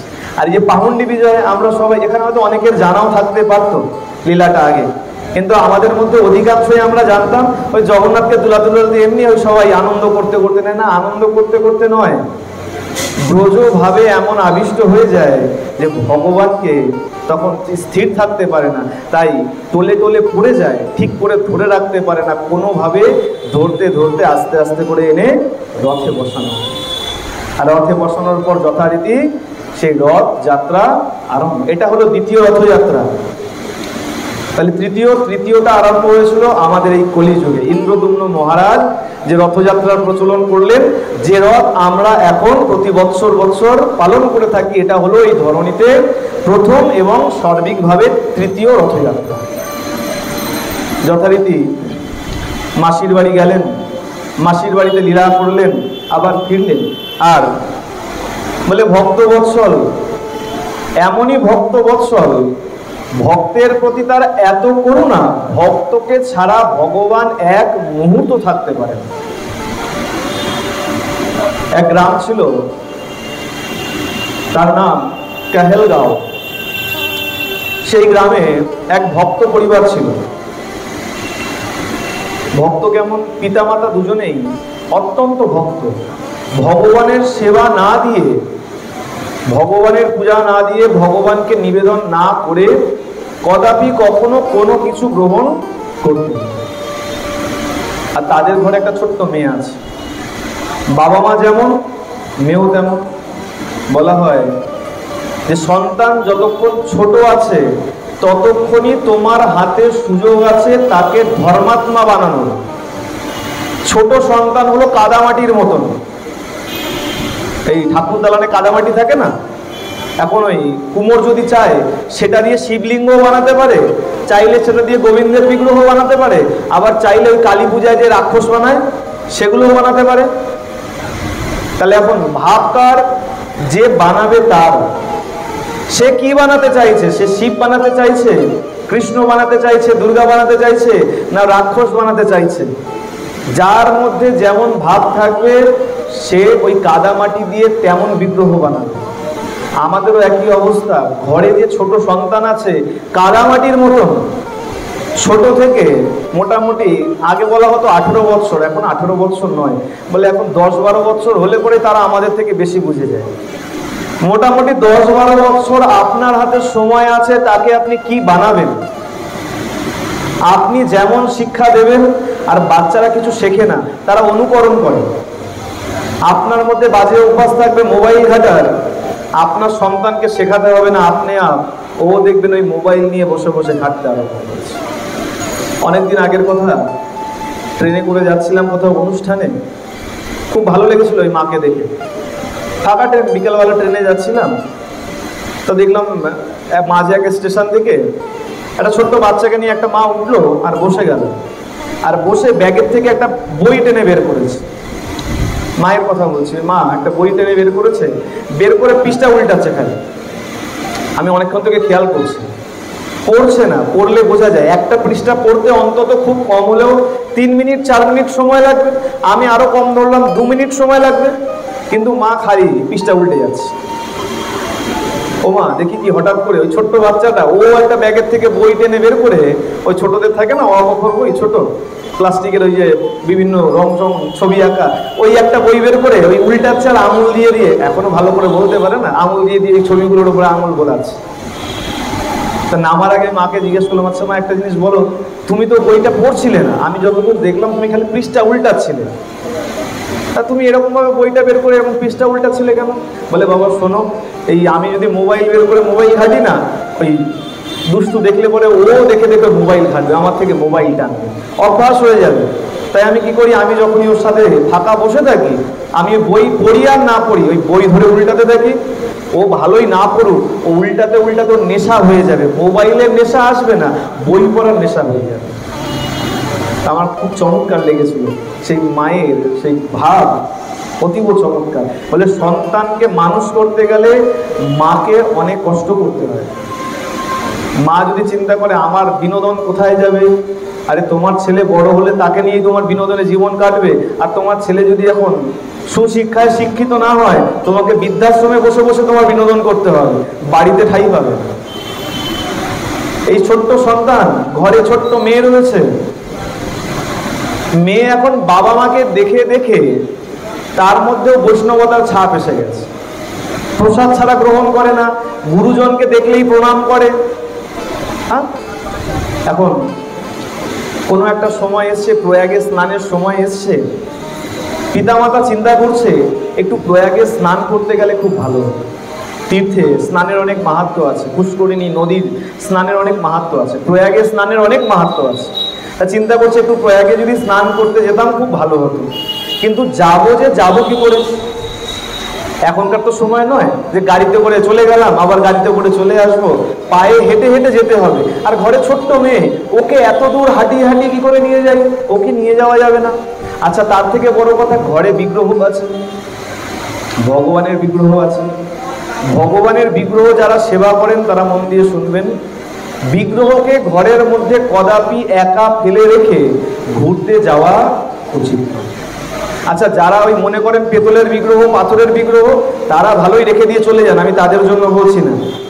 যারা ভগবান জ্ঞানে, নিজের সন্তান জ্ঞানে, নিজের সখা জ্ঞানে সেবা পূজা করেন, তারা কদাপি কখনো বাড়িতে বিগ্রহ ফেলে রেখে যাবেন। কেন? আপনার ছোট্ট যদি ছেলে থাকে, তাকে কি ঘরে তালা মেরে রেখে দিয়ে চলে যেতে পারবেন? তাহলে ভগবানকে, আপনার সখাকে, আপনার সন্তানকে, সন্তানরূপী ভগবানকে কি করে একা ফেলে রেখে চলে যান? অনেক মা বলে ওই যাই, আমি কিছু গোটা গোটা ফল রেখে যাই। আরে ছোট্ট গোপাল, সে যে ফল ছুলে ছুলে খেতে পারবে এরও তো কোনো নিশ্চয়তা নাই। সুতরাং ভগবানকে এইভাবে ফেলে রেখে যাওয়া উচিত নয়। আবার ভগবানকে সঙ্গে করে নিয়ে ঘুরতেও নাই, পবিত্রতা অপবিত্রতা আছে। আচ্ছা কেউ এই প্রশ্ন আমাকে করবেন না ভাগবতের শেষে, যে অমুককে তো দেখেছি বিগ্রহ নিয়ে ঘুরে। আমি শাস্ত্রের কথা বলছি, শাস্ত্রে বিধান রয়েছে ভগবানের বিগ্রহ নিয়ে নিয়ে ঘুরে বেড়াতে নাই। এখন যার যেমন পরিস্থিতি আছে সে সেইভাবে এটাকে গ্রহণ করবে। সবার প্রথমে উচিত, যদি পাশাপাশি কোনো ভক্ত বাড়ি থাকে, অভক্ত নয়, ভক্ত যদি না হয় সে আপনার ভগবানকে ভালোবাসবে না। ভক্ত বাড়ি রেখে ভক্ত বাড়িতে দিয়ে যাও। আর যদি একান্ত ভক্ত বাড়ি না থাকে, পাশে কোনো মন্দিরে ভগবানকে দিয়ে যাও, যে আমি দুদিনের জন্য যাচ্ছি, একটু সেবা পূজা করুন, ভগবানকে রাখুন, আমি এসে আবার নিয়ে যাব। কিন্তু অভক্তের বাড়িতে কদাপি কখনো ভগবানের বিগ্রহকে দিয়ে যাওয়া উচিত। চিন্তা করছে প্রয়াগ স্নানে যাবো, ইচ্ছা তো করছে, কিন্তু ঘরে ছোট্ট মেয়ে রয়েছে, আবার বিগ্রহ রয়েছে, কি করি? দেখুন, সন্তানকে সুশিক্ষা দিলে কত দিকে সুবিধা হয়। ওই ছোট্ট মেয়ে ছুটে এসে বলছে, বাবা চিন্তা করছো কেন? আমি বাড়িতে থাকবো, আমি সেবা করব, আমি জগন্নাথের সেবা পূজা করব, মা যেমন যেমন ভাবে পুজো করে আমিও পুজো করব, তোমরা চিন্তা করো না। কথাটা শুনে বাবার মন যেন জুড়িয়ে গেল, যে যাক, সন্তানকে আমি আজকে উপযুক্ত সন্তানের মতন করে ঘুরতে পেরেছি। অন্তত এসে তো বলেছে যে তুমি ঘুরতে যাও, আমি সবকিছু দেখে নেব। এখন স্বামী স্ত্রী দুজনে যুক্তি বুদ্ধি করেছে, বলে আচ্ছা বেশ, তাহলে ওর হাতেই ভগবানের সেবার দায়িত্ব দিয়ে দেয়। যথারীতি ওই ছোট্ট সন্তান, কন্যা সন্তানের হাতে জগন্নাথের সেবার ভার দিয়ে পিতা মাতা দুজনেই চললেন প্রয়াগে স্নানের উদ্দেশ্যে। একদিন দুদিনের ব্যাপার নয়, পায়ে হেঁটে যাবে, আবার পায়ে হেঁটে আসবে, বেশ কিছু দিনের সময়। পিতামাতা যখন বেরিয়ে গেছে, পরের দিন সকাল যখনই হয়েছে, ওই ছোট্ট মেয়ে উঠে কি করেছে? রান্না করেছে। কেন? মাকে রোজ দেখতো সকাল হলে পরেই মা গরম গরম খিচুড়ি রান্না করতো, যেই খিচুড়ি প্রসাদ একটু পরে আপনারা পাবেন। আচ্ছা, এখান থেকে পাবেন কিনা জানি না, আমি মুখে মুখে সবাইকে খিচুড়ি প্রসাদ দেবো। আগে জগন্নাথ পাক, তারপরে আপনারাও পাবেন। মা রোজ সকালবেলা খিচুড়ি রান্না করতো, আর গরম গরম খিচুড়ি নিয়ে জগন্নাথের সামনে ধরে দিত, জগন্নাথ ভোগ লাগিয়ে দিত। আচ্ছা বেশ, তাহলে আজকে আমিও খিচুড়ি বানাবো। মা যখন খিচুড়ি দিত, তাহলে আমিও খিচুড়ি দেবো। ওই ছোট্ট মেয়ে ওই মায়ের দেখা দেখি খিচুড়ি রান্না করেছে, যেমন পেরেছে খিচুড়ি রান্না করে জগন্নাথের সামনে ধরে দিয়েছে, পারস সাজিয়ে দিয়ে দিয়েছে, থালায় করে দিয়ে দিয়েছে। এই জগন্নাথ, তাড়াতাড়ি খেয়ে নাও। আমাদের মতো তো নয়, ঘন্টা বাজাবে, মন্ত্র বলবে, আসন দেবে, এটা হলো শুদ্ধ ভক্তি। আমার মতন কপট ভক্তি নয়। ঘন্টা বাজিয়ে দিলাম, ঠাকুর খেলে খাও, না খেলে না খাও, 10 মিনিট পরে আচমন দিয়ে দেবো, তোমাকে উঠে যেতে হবে। শুদ্ধ ভক্তি, শিশু মনের ভক্তি। কি বলছে? জগন্নাথ তাড়াতাড়ি খেয়ে নাও, বাবা বলে গেছে তোমাকে দিয়ে তারপরে খেতে। আর শোনো, আমার বড্ড ক্ষুধা পেয়ে গেছে, তাড়াতাড়ি খেয়ে নাও। আচ্ছা, মাকে তো দেখতাম ভোগ দিয়ে ঘরের বাইরে দরজা বন্ধ করে বসে থাকতো। বেশ খানিকক্ষণ বসে যখন দেখেছে খায়নি, ঘরের বাইরে চলে গেছে, দরজা বন্ধ করে বসে রয়েছে। বেশ কিছুটা সময় গেছে, দরজা খুলে এসে দেখে ও মা, খিচুড়ির থালা যেমন তেমনই পড়ে আছে, জগন্নাথ যেমন বসে তেমনই বসে আছে, এক বিন্দুও খায়নি। সে কি, এখনো খাওনি কেন? তাড়াতাড়ি খাও, আমার ক্ষুধা পেয়েছে। আচ্ছা আচ্ছা, বুঝতে পেরেছি, মনে হয় স্বাদ ভালো হয়। আচ্ছা দাঁড়াও দাঁড়াও, একটু দাঁড়াও। ছুটে রন্ধনশালায় গিয়ে বেশ খানিকটা ঘি আর বেশ খানিকটা গুড় নিয়ে এসে ওই খিচুড়ির মধ্যে ঢেলে দিয়েছে। দেখো, আমার মনে হয় ঘি কম হয়েছিল, এই কারণে তুমি খাচ্ছিলে না, আর গুড় মনে হয় কম ছিল, স্বাদ ভালো লাগছিল না। নাও, এবার পর্যাপ্ত দিয়েছি, তাড়াতাড়ি খেয়ে নাও বাবু, বড্ড ক্ষুধা লেগেছে। আমি বাইরে বসছি, আবার বাইরে গিয়ে বসে গেছে। বেশ কিছুটা সময় গেছে, আবার যখন ঘরে এসছে, দেখে খিচুড়ির থালা যেমন তো তেমনই আছে। আমরা ভোগ দিলে খায়? বলে যেমন থালা তেমনই থাকে। কোথায় খায়? খায় তো বুঝি না। ওই ছোট্ট কন্যা আজকে কাঁদতে শুরু করেছে। মা রোজ দেয়, তুমি রোজ খেয়ে নাও, আর আজকে আমি দিচ্ছি তুমি খাচ্ছ না। বাবা বলে গেছে তুমি না খেলে আমি খেতে পারবো না। আমার যে বড় ক্ষুধা পেয়ে গেছে, আমি কি করি এখন? ও আচ্ছা, মা তো ভোগ লাগিয়ে পর্দা দেয়, ভোগ মন্দিরে পর্দা দিতে হয়। আচ্ছা আচ্ছা, বুঝতে পেরেছি, সবার সামনে খেতে তোমার লজ্জা লাগছে, আমার সামনে। আচ্ছা বেশ, নাও, আমি পর্দা করছি, আর বিলম্ব করবে না, তাড়াতাড়ি খেয়ে নেবে। শুদ্ধ মনের ভক্তিতে শ্রীমন্দিরের রত্ন বেদির উপরে বসে থাকা জগন্নাথ দেব আজকে যেন নড়ে উঠেছে।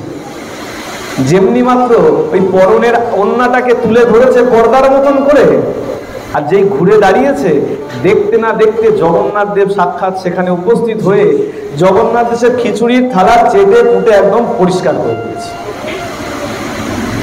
এইবার মন শান্ত হয়েছে। হ্যাঁ, এইবার ঠিক আছে, এইবার আমি খেতে পারবো।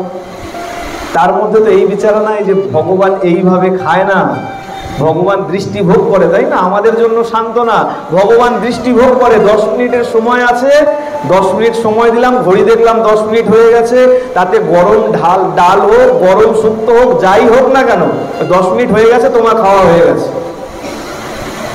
সত্য সত্যই আজকে চেটে পুটে খেয়ে জগন্নাথ দেব যখন চলে গেছে, এইবার ওই কন্যা আহার প্রসাদ গ্রহণ করেছে।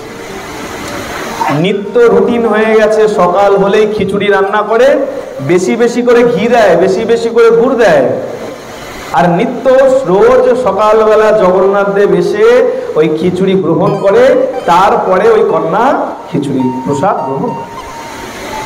আপনাদেরকে একটু পরে দেবো, এখন দিলে পরে প্রসাদ পাওয়া হয়ে গেলে সবাই বাড়ি চলে যাবে, প্রসাদ সবার শেষে পাওয়া যাবে। বেশ কিছুদিন গেছে, বাবা মা ফেরার সময় হয়ে গেছে, পিতা মাতা ফিরে এসছে। ও মা, রান্নাঘরে গিয়ে মা তো অবাক। কেন? এক কৌটো ভর্তি ঘি রেখে গিয়েছিলাম, এক কৌটো ভর্তি গুড় রেখে গিয়েছিলাম। হ্যাঁ রে মা, এত ঘি এত গুড় কোথায় গেল? ও মা, এই জগন্নাথকে না খিচুড়ি করে দিতাম, তা মনে হয় স্বাদ ভালো হতো না, জগন্নাথ না খেতো না, তাই একটু বেশি করে ঘি বেশি করে গুড় দিতাম, আর জগন্নাথ টপাটপ খেয়ে নিত। ওই বেশি করে দিতে দিতে শেষ হয়ে গেছে। বলে মজা করছিস? এত এত ঘি এই কদিনের মধ্যে শেষ হয়ে যায়? আমার সারা মাস চলে যেত, তোর এই কদিনের মধ্যে শেষ হয়ে গেছে? এতটা গুড় ছিল, গুড় শেষ? হ্যাঁ মা, সত্যি বলছি। স্বাদের জন্য জগন্নাথকে বেশি বেশি করে দিয়েছি, আর জগন্নাথ টপটপ খেয়ে নিয়েছে। বলে শোন, মিথ্যা কথা বলবি না, আমি কিন্তু রেগে যাচ্ছি প্রচন্ড, সত্য করে বল। ওই ছোট্ট কন্যা সন্তান বলছে, মা সত্য বলছি, আমি বেশি করে ঘি দিয়েছি গুড় দিয়েছি আর জগন্নাথ খেয়ে গেছে। আচ্ছা যদি বিশ্বাস না করো, আগামীকাল আবার আমি ভোগ লাগাবো, দেখো তুমি, জগন্নাথ এসে খেয়ে যাবে। পিতা মাতা সারা রাত ঘুম আসেনি চোখে। কন্যা যে বলছে জগন্নাথ এসে খেয়ে যাবে, না জানি আগামীকাল সকালে উঠলে আমাদেরকে কি লীলা দর্শন করতে হবে। ঘুম আসছে না সারা রাত্রবেলা। সকাল হয়েছে, আজকে মা থাকা সত্ত্বেও আজকে ওই ছোট্ট কন্যা গেছে রন্ধন করতে, রন্ধন করেছে, খিচুড়ির থালা জগন্নাথ দেবের সামনে ধরে দিয়েছে। যখনই তাতে আরো ঘি আরো গুড় যোগ করেছে, পর্দা লাগিয়েছে, আর যখনই বলেছে জগন্নাথ এসে খেয়ে যা, দেখতে না দেখতে ওই খিচুড়ির থালা জগন্নাথ চেটে পুটে পরিষ্কার করে দিয়েছে। বলিয়ে ভক্ত বৎসল ভগবান কি, জগন্নাথ ভগবান কি। পিতা মাতা দুজনে দেখে অবাক হয়ে গেছে। এতদিন সেবা করে যে ভগবানকে খাওয়াতে পারিনি, যে ভগবানকে আনতে পারিনি সিংহাসনে, আজকে ছোট্ট কন্যা আমার জগন্নাথ দেবকে সাক্ষাৎ এনে খিচুড়ি ভোগ লাগালো, আর জগন্নাথ কিনা এসে সাক্ষাতে এই খিচুড়ি ভোগ গ্রহণ করলো। সেই ছোট্ট সন্তানকে কোলে জড়িয়ে ধরেছে। আজকে আমরা ধন্য হয়ে গেলাম, তোর জন্য আজকে আমাদের কুল যেন, বংশ যেন উদ্ধার হয়ে গেল। কিন্তু বলে দেখো, ভক্তের জীবনে ভগবান পরীক্ষা একটু বেশি রাখে। দেখবেন টিউশন পড়তে গেলে ওই মাস্টার সেই ছাত্রকে বেশি ভালোবাসে যাকে দিয়ে তার সুখ্যাতি চারিদিকে ছড়াবে।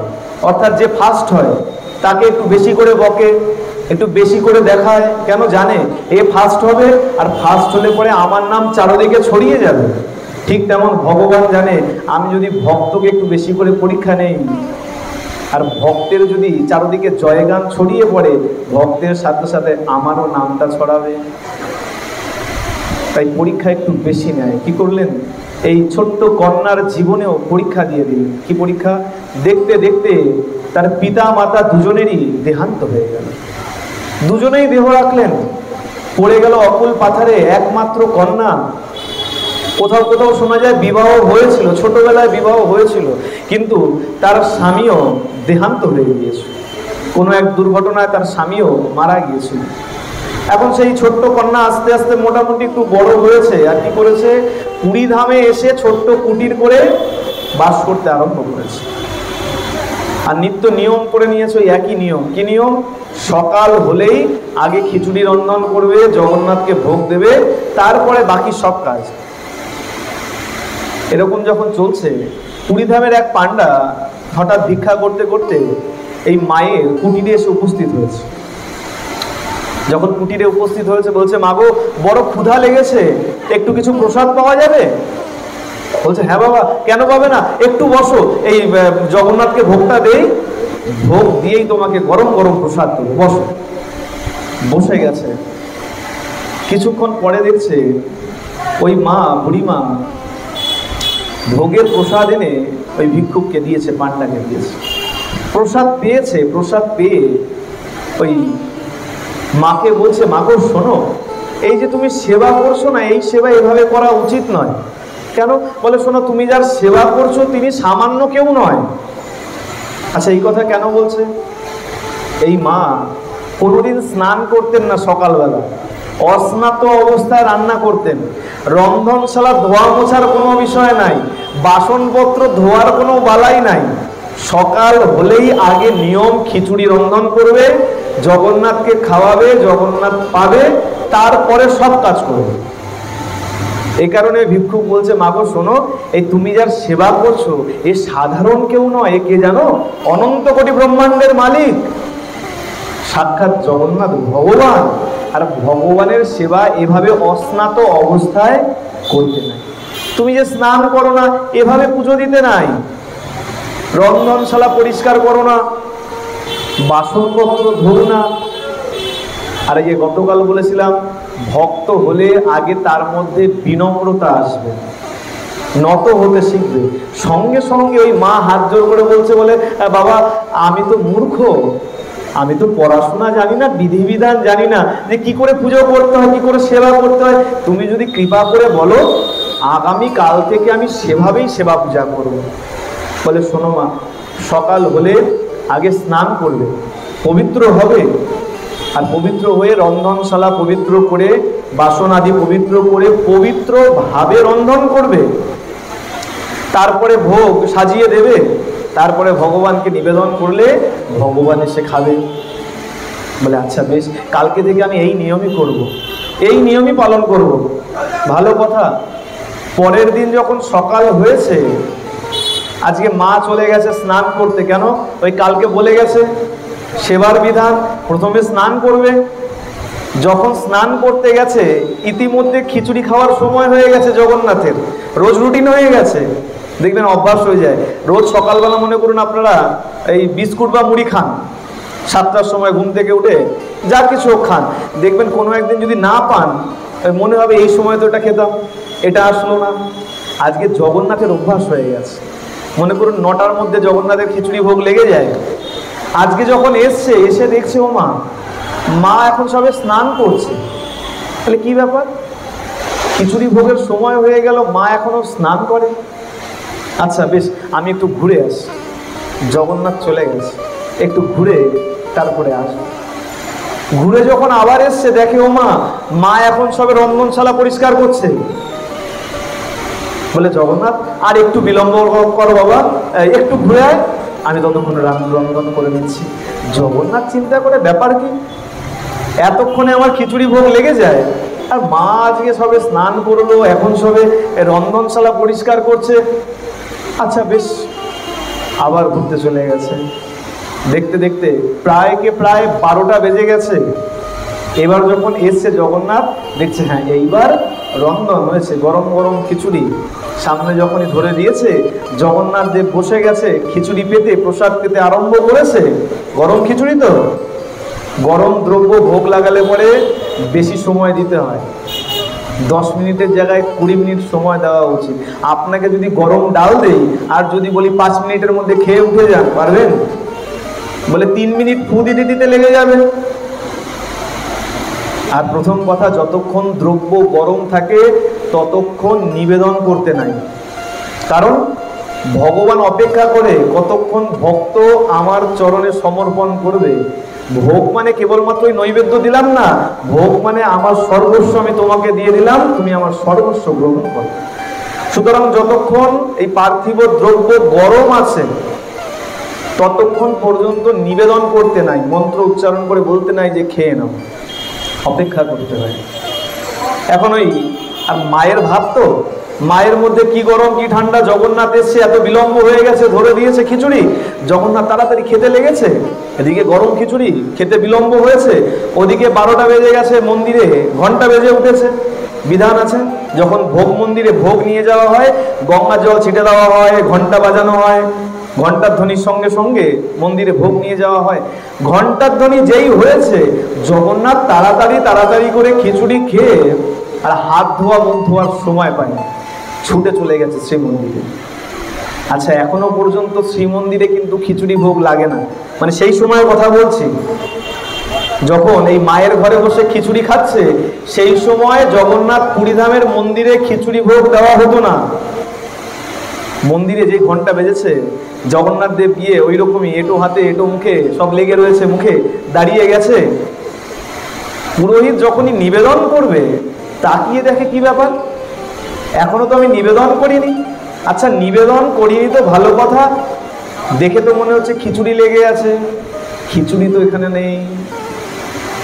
বলে ঠাকুর কি ব্যাপার, খিচুড়ি তো এখানে আমি নিবেদন করিনি, তোমার হাতে মুখে খিচুড়ি লেগে গেল।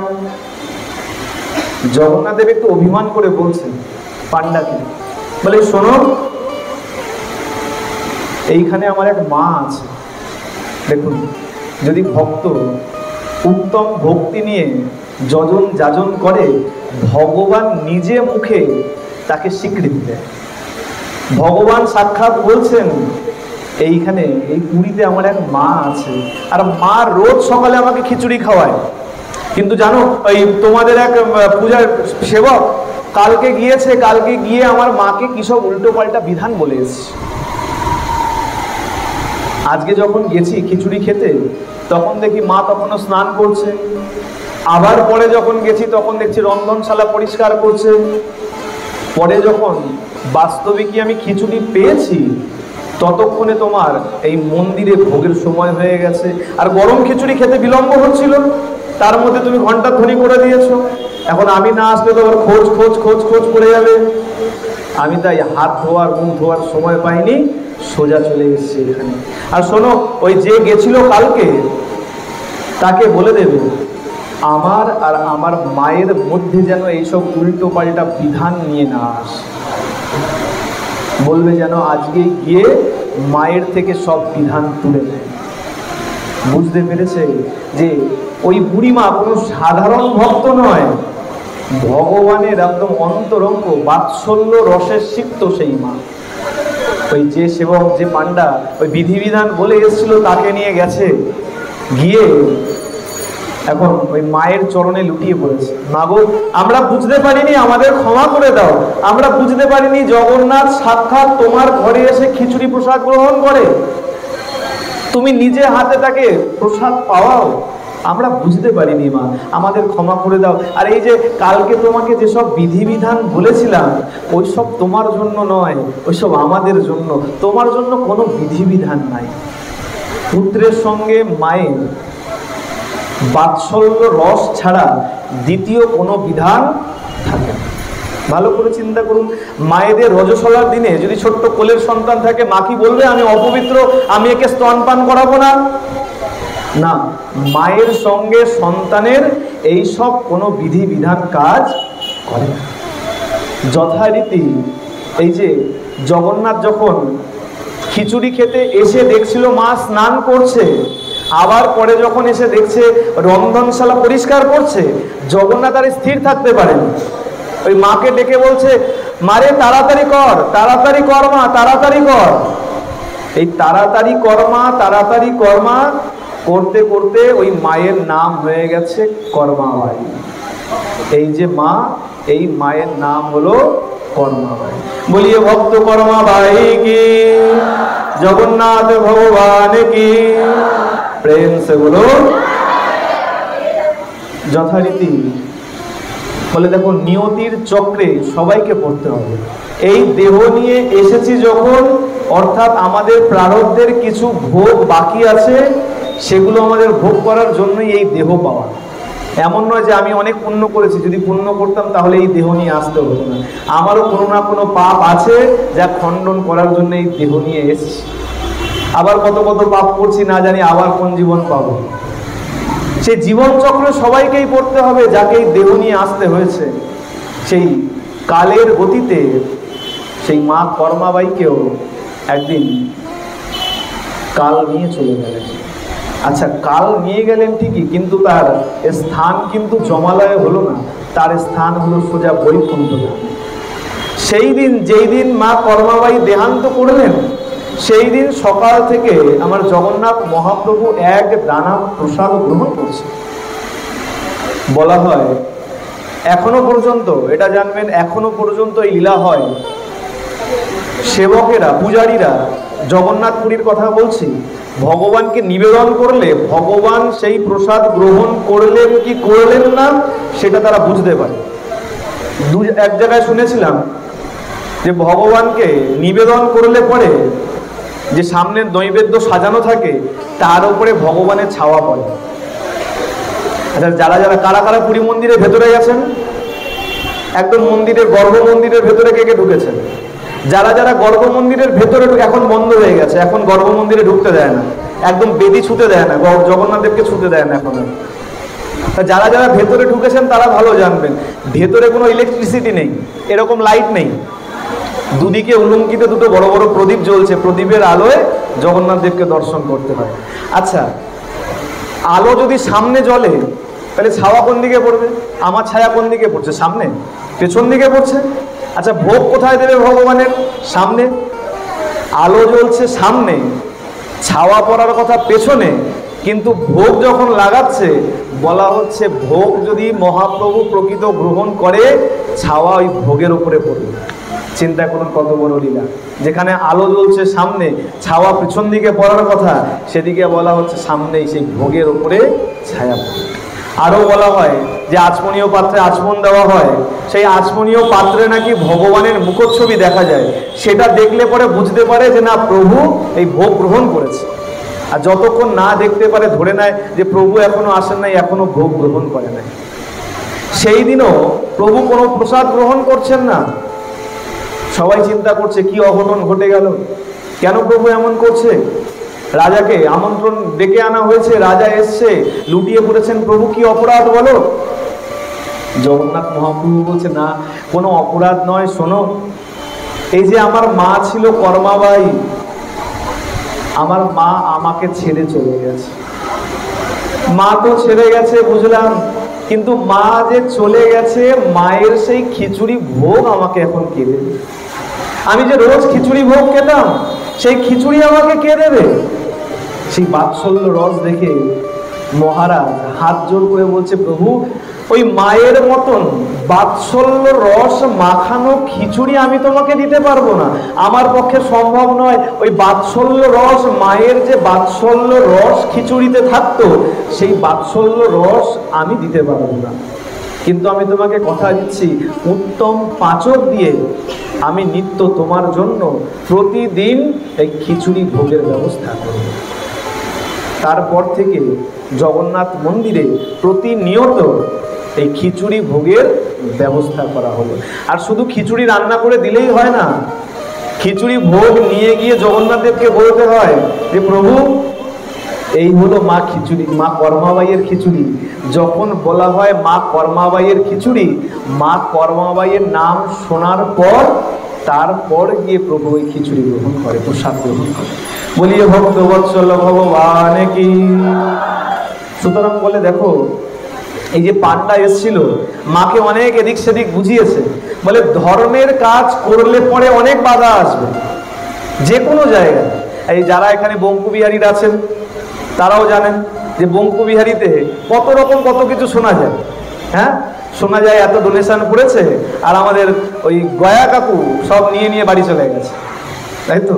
বলে ধর্মের কাজ যেখানে হবে সেখানে নিন্দা তোমাকে শুনতে হবে, অনেক বাধা আসবে, কিন্তু বাধাকে বাধা না মেনে যদি ভগবানের সাথে থাকো, তাহলে সেই ধর্ম কাজ কেউ কোনোদিন আটকাতে পারেও নি, আর আটকাতে পারবেও না। যে কোনো জায়গায়, যে কোনো জায়গায় চলে যান, ধর্মের যখন আয়োজন হয়, এক পক্ষ থাকে এসে কোনো না কোনো ভাবে বাধা দেওয়ার চেষ্টা করে, কিছু না কিছু ওই খুদ বের করার চেষ্টা করে। এইটা এরকম না, এটা ওরকম হলে ভালো হতো। আরে ভালোই এবছর হয়নি, আগামী বছর হবে। এবছর হয়নি, তুমি বলেছো যে এই খুদ আছে, ভালো কথা, কমিটির বাবারা শুনে নিল এই সমস্যা আছে, এবছর সম্ভব নয়, আগামী বছর হবে, কিন্তু এত সুন্দর আয়োজন তো তোমরা করতে পারোনি, পেরেছো? দেখো কত সুন্দর এইখানে প্যান্ডেল, দেখো আমার খুব ভালো লেগেছে, পাকাপাকি ব্যবস্থা। এই সকালে আসার পরে কথা হচ্ছিল কমিটির বাবার সাথে, যে এমনি যদি প্যান্ডেল হয় তিরপল দিয়ে, বৃষ্টি হলে যত ভালোই প্যান্ডেল হোক না কেন জল পড়ে। এখানে ঝড় বৃষ্টি যা হয়ে যাক কোনো চিন্তা নাই, এখানে আমি আর জগন্নাথ দেব, আর বাইরের কেউ নেই। কত ভালোভাবে বসে, কত সুন্দরভাবে এখানে এই ভাগবতীয় কথা, জগন্নাথ দেবের কথা শোনা যাচ্ছে, এর থেকে বড় আর কি হতে পারে? আর ধর্মের যেখানে আয়োজন হয় সেখানে কাঁধে কাঁধ লাগিয়ে এগিয়ে আসা উচিত, নাকি পিছন থেকে পালিয়ে যাওয়া উচিত নয়। এটা ঠিক নয়, ওটা ঠিক নয়, এই হতে পারে, ওই হতে পারে, এইরকম কখনো করা উচিত নয়। যেখানে ধর্মের কাজ হচ্ছে বাকি সব রকম দ্বিধা দ্বন্দ্ব ভুলে গিয়ে সবাইকে একসঙ্গে দাঁড়ানো উচিত। আর এই দেখুন খিচুড়ি প্রসাদের কথা বললাম, মনে মনে সবাই চোখ বন্ধ করুন, দেখবেন সবার হাতে এক পাত্র করে খিচুড়ি প্রসাদ আছে। পেয়েছেন সবাই? আমি কিন্তু সবাইকে দিয়েছি। আর যে পাননি সে জানবেন দেরি আছে, এক চড়া শেষ হয়ে গেছে, পরের চড়া আসলে তারপরে পাবে। হ্যাঁ, এই দেখুন এই প্রসাদের ব্যবস্থা, মনে মন প্রসাদ সবাইকে খাওয়ানো যায়, কিন্তু বাস্তবে কি প্রসাদের ব্যবস্থা করতে গেলে বলে ভালো অনুদান না পেলে তেমন প্রসাদের ব্যবস্থা করাও সম্ভব। কারো তো পকেট থেকে এখানে আয়োজন করা হচ্ছে না, আপনারা সবাই যেমন অনুদান দিচ্ছেন তেমন ব্যবস্থা হচ্ছে। এই যে পাইকপাড়ার অধিবাসী বৃন্দ এই যে আয়োজন করেছে, তাদের সাথে আরো সহযোগিতার হাত যদি আমরা বাড়িয়ে দেই, এবছর যে অনুষ্ঠান যেরকম আকৃতি আছে আগামী বছর না জানিয়ে 10 গুণ হয়ে যাবে। আচ্ছা, প্রসাদের কথা যখন বললাম, প্রসাদের ব্যবস্থা নিশ্চয়ই আছে এখানে। এই উল্টো রথের দিন 3 তারিখ সম্ভবত এখানে মনে হয় বিশেষ ভোগের ব্যবস্থা আছে। প্রসাদের আমি মূল্য জানি না, প্রসাদের মূল্য আপনারা কমিটির সাথে যোগাযোগ করে নেবেন। আপনারা যারা মহাপ্রসাদ নিতে চান, এই জগন্নাথের প্রসাদ কিন্তু এমনি প্রসাদ নয়, জগন্নাথের প্রসাদ হলো মহাপ্রসাদ। কেন? আচ্ছা পরে বলছি, আগে বলে নেই যে বাবারা বলছিলেন, আমি যদিও পুরোটা শুনি নাই, মূল্য কত আমি জানি না। আপনারা যারা মহাপ্রসাদ নিতে চান অবশ্যই এই যা ধার্য করা হয়েছে সেই প্রণামী দিয়ে, এটা কোনো দাম নয়, প্রসাদের কোনোদিন দাম হয় না, প্রণামী দিয়ে সেই প্রসাদ গ্রহণ করবেন। আর চেষ্টা করবেন যার যেমন সামর্থ্য আছে ততটুকু দান করে এই উৎসবকে আরো একটু বাড়িয়ে তোলার জন্য। আপনি যতটুকু দান করবেন তার থেকে অন্তত 10 গুণ আনন্দ আপনি বেশি পাবেন। মনে করুন যদি 1 টাকা দেন, জানবেন 10 টাকার আনন্দ নিয়ে আপনি যাবেন, এমন নয় 1 টাকা দিয়ে 8 আনা নিয়ে বাড়ি যাবেন। আমার জগন্নাথ দেব এতই দয়ালু, আপনি 1 টাকা দিলে আপনাকে ভালোই 10 টাকা দেবে, কিন্তু আপনার থেকে রেখে দেবে না। আমি কাউকে বলবো না 500 টাকা দিন, 1000 টাকা দিন, যার যেমন সামর্থ্য আপনারা সেইভাবে কমিটির পাশে থাকবেন। এই যে মহাপ্রসাদ বললাম, সবাই প্রসাদ গ্রহণ করবেন, এই সুযোগ বারে বারে জীবনে আসে না। জগন্নাথ দেবের প্রসাদ, এই আমরা অনেকে এখন বলতে পারি যে পুরীধাম তো নয়, পুরীধামের হলেই মহাপ্রসাদ হতো না, জগন্নাথ দেবের প্রসাদ মাত্রই হলো মহাপ্রসাদ। কেন বলা হয়? জগন্নাথ দেবকে ভোগ দেবার পর সেই প্রসাদ মাতা বিমলাকে ভোগে লাগে। মা বিমলা যখন ভোগ গ্রহণ করে তারপরে গিয়ে সেটা মহাপ্রসাদ হয়। মহাপ্রসাদ কখন হয়? ভগবান গ্রহণ করলে প্রসাদ, আর সেই প্রসাদ যখন সাধুগুরু বৈষ্ণব গ্রহণ করে তখন সেটা হয়ে যায় মহাপ্রসাদ। এই কারণে আনন্দবাজারে যে প্রসাদ বিক্রি হচ্ছে, জগন্নাথদের যে ভোগ লাগাচ্ছে, যে মহাপ্রসাদের ব্যবস্থা এই কমিটির বাবারা করেছে, যে মহাপ্রসাদ অতি সহজে সামান্য কিছু দক্ষিণার মাধ্যমে আপনি নিতে পারবেন, সেই মহাপ্রসাদ আগে জগন্নাথ দেবকে ভোগ লাগে, তারপরে মা বিমলা সেই প্রসাদ পায়। আমরা সেই কথা সবাই জানি। এই নারদ, সংক্ষেপে একটু শুনে নিন। নারদ এক সময় বৈকুণ্ঠে গেছে, আর কখন গেছে? যখন মধ্যাহ্ন ভোগ লেগেছে। মধ্যাহ্ন ভোগ লেগেছে, তা নারদ যখন দাঁড়িয়েছে, প্রভুর প্রসাদ পাওয়া হয়ে গেছে, মা লক্ষ্মী প্রসাদ পাচ্ছে। দেবর্ষী নারদ বলছে, মাগো এত সুন্দর সময়ে এসছি, যদি একটু প্রভুর প্রসাদ পাওয়া যেত খুব ভালো হতো। বলে আচ্ছা বেশ, এখানে অপেক্ষা করো, কিঞ্চিত পাবে। আমি বলেন একটা কথা, দিও কিঞ্চিত, না করো বঞ্চিত। প্রসাদ ভালোই কিঞ্চিত পাও, বঞ্চিত হয়েও না। বলে হ্যাঁ ভালোই, কিঞ্চিত হোক। নারদের হাতে কিঞ্চিত প্রসাদ দিয়েছে। নারদ প্রসাদ পেয়ে প্রসাদ প্রণাম করে গ্রহণ করে নিয়েছে। প্রসাদ পেয়ে কখনো আগে গ্রহণ করতে নাই। আগের দিনও শুনেছিলাম বাঁ হাতে প্রসাদ নিতে নাই, আর প্রসাদ পেয়ে সবার প্রথমে প্রণাম করতে হয়। প্রসাদ আর ভগবানের মধ্যে কোনো তফাৎ নাই। প্রসাদ পেয়ে আগে প্রণাম করতে হয়, আর প্রসাদ হাতে নিয়ে ওই বৌমা খাবে, নাতি খাবে এই বলে বাড়িতে নিয়ে যেতে নাই। তাহলে কি করতে হয়?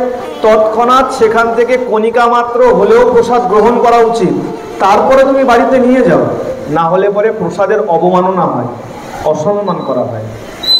নারদ প্রসাদ পেয়েছে, প্রণাম করেছে, গ্রহণ করেছে, একে তো নামের রসে মেতে থাকে, আজকে সাক্ষাৎ ভগবানের সেই প্রসাদ পেয়েছে, প্রসাদ অমৃত পান করে গ্রহণ করে নারদের আনন্দ আরো বহু গুণে বেড়ে গেছে। নারায়ণ নারায়ণ করতে করতে ঘুরতে ঘুরতে একদম কৈলাসে গিয়ে হাজির। ভোলানাথ বসেছিলেন। ভোলানাথ বলে, নারদ এমন নৃত্য কেন করো? তুমি নৃত্য করো ঠিক আছে, প্রভুর নাম নিয়ে ঘুরে বেড়াও তাও ঠিক আছে, এমন নৃত্য কেন করো? বলে, আর বলবেন না, আজকে সাক্ষাৎ ভগবানের প্রসাদ পেয়েছি। বলে, আরে বাবা, ভগবানের প্রসাদ পেলে আর আমাকে একটু দিলে না? বলে, দেখুন পেয়েছিলামই একটুখানি, ভাগ আর কি দেই, প্রসাদ পেয়েছিলাম একটু। বলে, দেখো দেখো নিশ্চয়ই লেগে থাকবে। হাত খুঁজে দেখে এই আঙুলের ফাঁকার মধ্যে অন্যের একটা ছোট্ট দানা পড়ে আছে। বলে, প্রসাদ ভালোই। বলে না, পুরীধামের প্রসাদ এক পাতা থেকে মানুষও খেয়ে যাচ্ছে, কুকুর বেড়ালেও খেয়ে যাচ্ছে, প্রসাদ প্রসাদই থাকে ওখানে। ওই এক কণিকা পেয়ে মহাদেব সেই প্রসাদ গ্রহণ করে এখন উদ্দণ্ড নৃত্য আরম্ভ করে দিয়েছে। দেখে নিয়েছে আমার মা পার্বতী, যোগমায়া। বলে, নারদ, এই প্রভু ভোলানাথ তিনি ভগবানের নাম নিয়ে নৃত্য করে পাগলের মতো জানতাম, আর তার সঙ্গে তোমার কি হয়েছে? তুমি কেন নৃত্য করো এমন?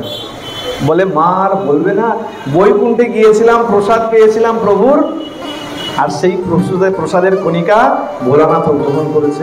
বলে, তাহলে আমার ভাগ? ভোলানাথকে গিয়ে ধরেছে, প্রভু আমার ভাগ? বলে, দেখো পার্বতী, ছিল কিঞ্চিত, খুঁজে খুঁজে আঙুলের ফাঁকা থেকে একটু ছোট্ট অন্নের কণিকা পেয়েছি আর গ্রহণ করে নিয়েছি। বলে, প্রভু এই কিনা তুমি বলো তুমি নাকি অর্ধনারীশ্বর, আর আমি কিনা তোমার সহধর্মিনী অর্ধাঙ্গিনী, তাহলে তো অর্ধেক অর্ধেক ভাগ হওয়া উচিত। ভালোই এক কণিকা পাও আর ভালোই এক দলা পাও, তাহলে আমার ভাগ দাও। বলে, শোনো পার্বতী, এই যতটুকু পেয়েছিলাম গ্রহণ করে নিয়েছি। মা ক্রুদ্ধ হয়ে গেছে, এত সাংঘাতিক ক্রোধ হয়ে গেছে, সাক্ষাৎ ভগবান চলে এসেছেন। বলে, মা এত রাগের কারণ কি?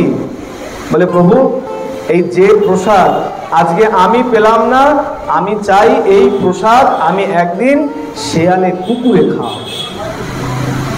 ভগবান বললেন, বড়ই কৃপা তোমার। কেন? দেখুন, যদি স্বার্থপর হতো মা, তাহলে মা কি বলতো? যে আমাকেও প্রসাদ দাও, আমি খাই, আমি পেয়ে নেই প্রসাদ।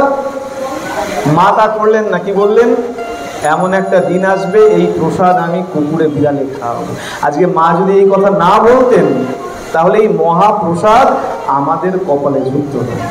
প্রভু বললেন, মা তোমার বড়ই দয়া, সন্তানদের প্রতি বড়ই তোমার দয়া। বেশ, আমি তোমাকে কথা দিচ্ছি, কলিতে আমি যখন জগন্নাথ হয়ে যাব, আমার ভোগ লাগার পরে সেই প্রসাদ আগে এসে তোমাকে নিবেদন করা হবে, তারপরে মহাপ্রসাদ নামে আনন্দ বাজারে সেই প্রসাদ বিক্রয় হবে। বলিয়ে মহাপ্রসাদ কি। এ কারণে পুরীধামের প্রসাদকে বলা হয় মহাপ্রসাদ। যেই মহাপ্রসাদের ব্যবস্থা এইখানে এই কমিটির বাবারাও করেছেন, আপনারা পুরীতে না গিয়েও সেই সৌভাগ্য পেতে চলেছেন যে বাড়িতে বসে এইখানে থেকেই সেই মহাপ্রসাদ পেতে পারে। এভাবেই জগন্নাথ দেব বলে, জগতের নাথ সবার জন্যই সমান। যে একবার আরতি নিয়ে ডাকবে ভগবান তার জন্য। অনেকে বলবে, কেন? এই যে বললে সবার ভগবান, ডাকলেই ভগবান দেখা যায়। দেখো, না কাঁদলে মা পর্যন্ত দুধ দেয় না। নিজের পেটের সন্তান যতক্ষণ না কাঁদে, মা পর্যন্ত দুধ দেয় না। আর ভগবান কি করে আসবে? ভগবানকে যে আরতি নিয়ে ডাকবে, ভগবান তার ডাকেই সাড়া দেবে। আর অদ্ভুত তত্ত্ব, একটু ভালো করে শুনবেন। একদিন এই রথেরই প্রসঙ্গ আছে। মহাভারতের যুদ্ধ যখন সমাপ্ত হয়েছে, রথ এসে হস্তিনাপুরের দরবারের সামনে, রাজপ্রাসাদের সামনে যখন থেমেছে, পঞ্চপাণ্ডবের রথ, সবাই নামছে একে একে। আর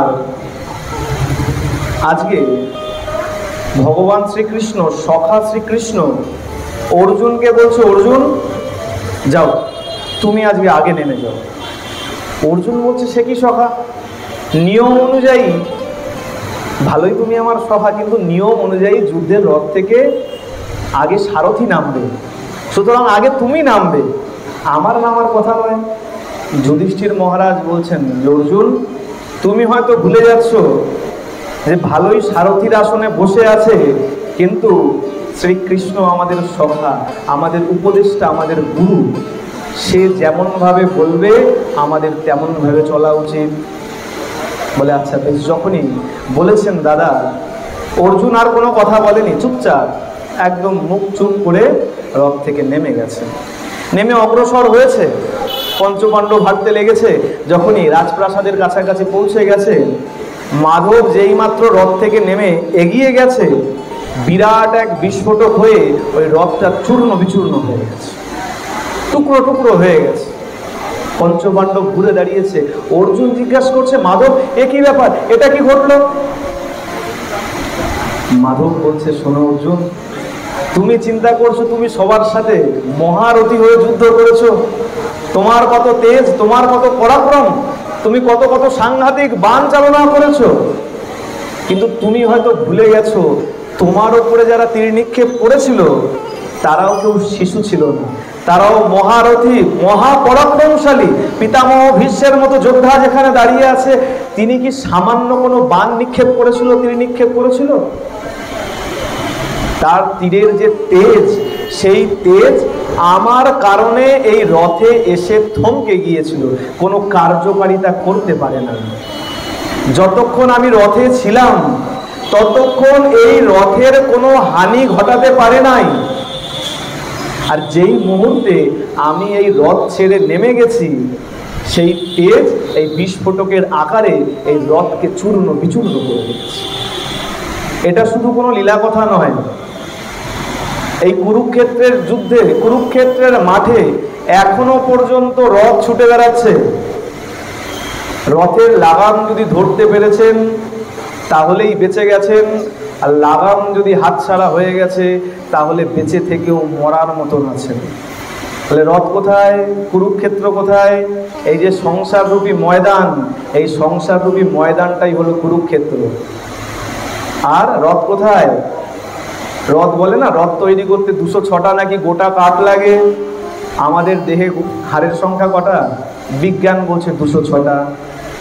সুতরাং এই দেহ রথটা এই সংসার রূপী কুরুক্ষেত্রের মধ্যেও কিন্তু প্রতিনিয়ত ছুটে বেড়াচ্ছে।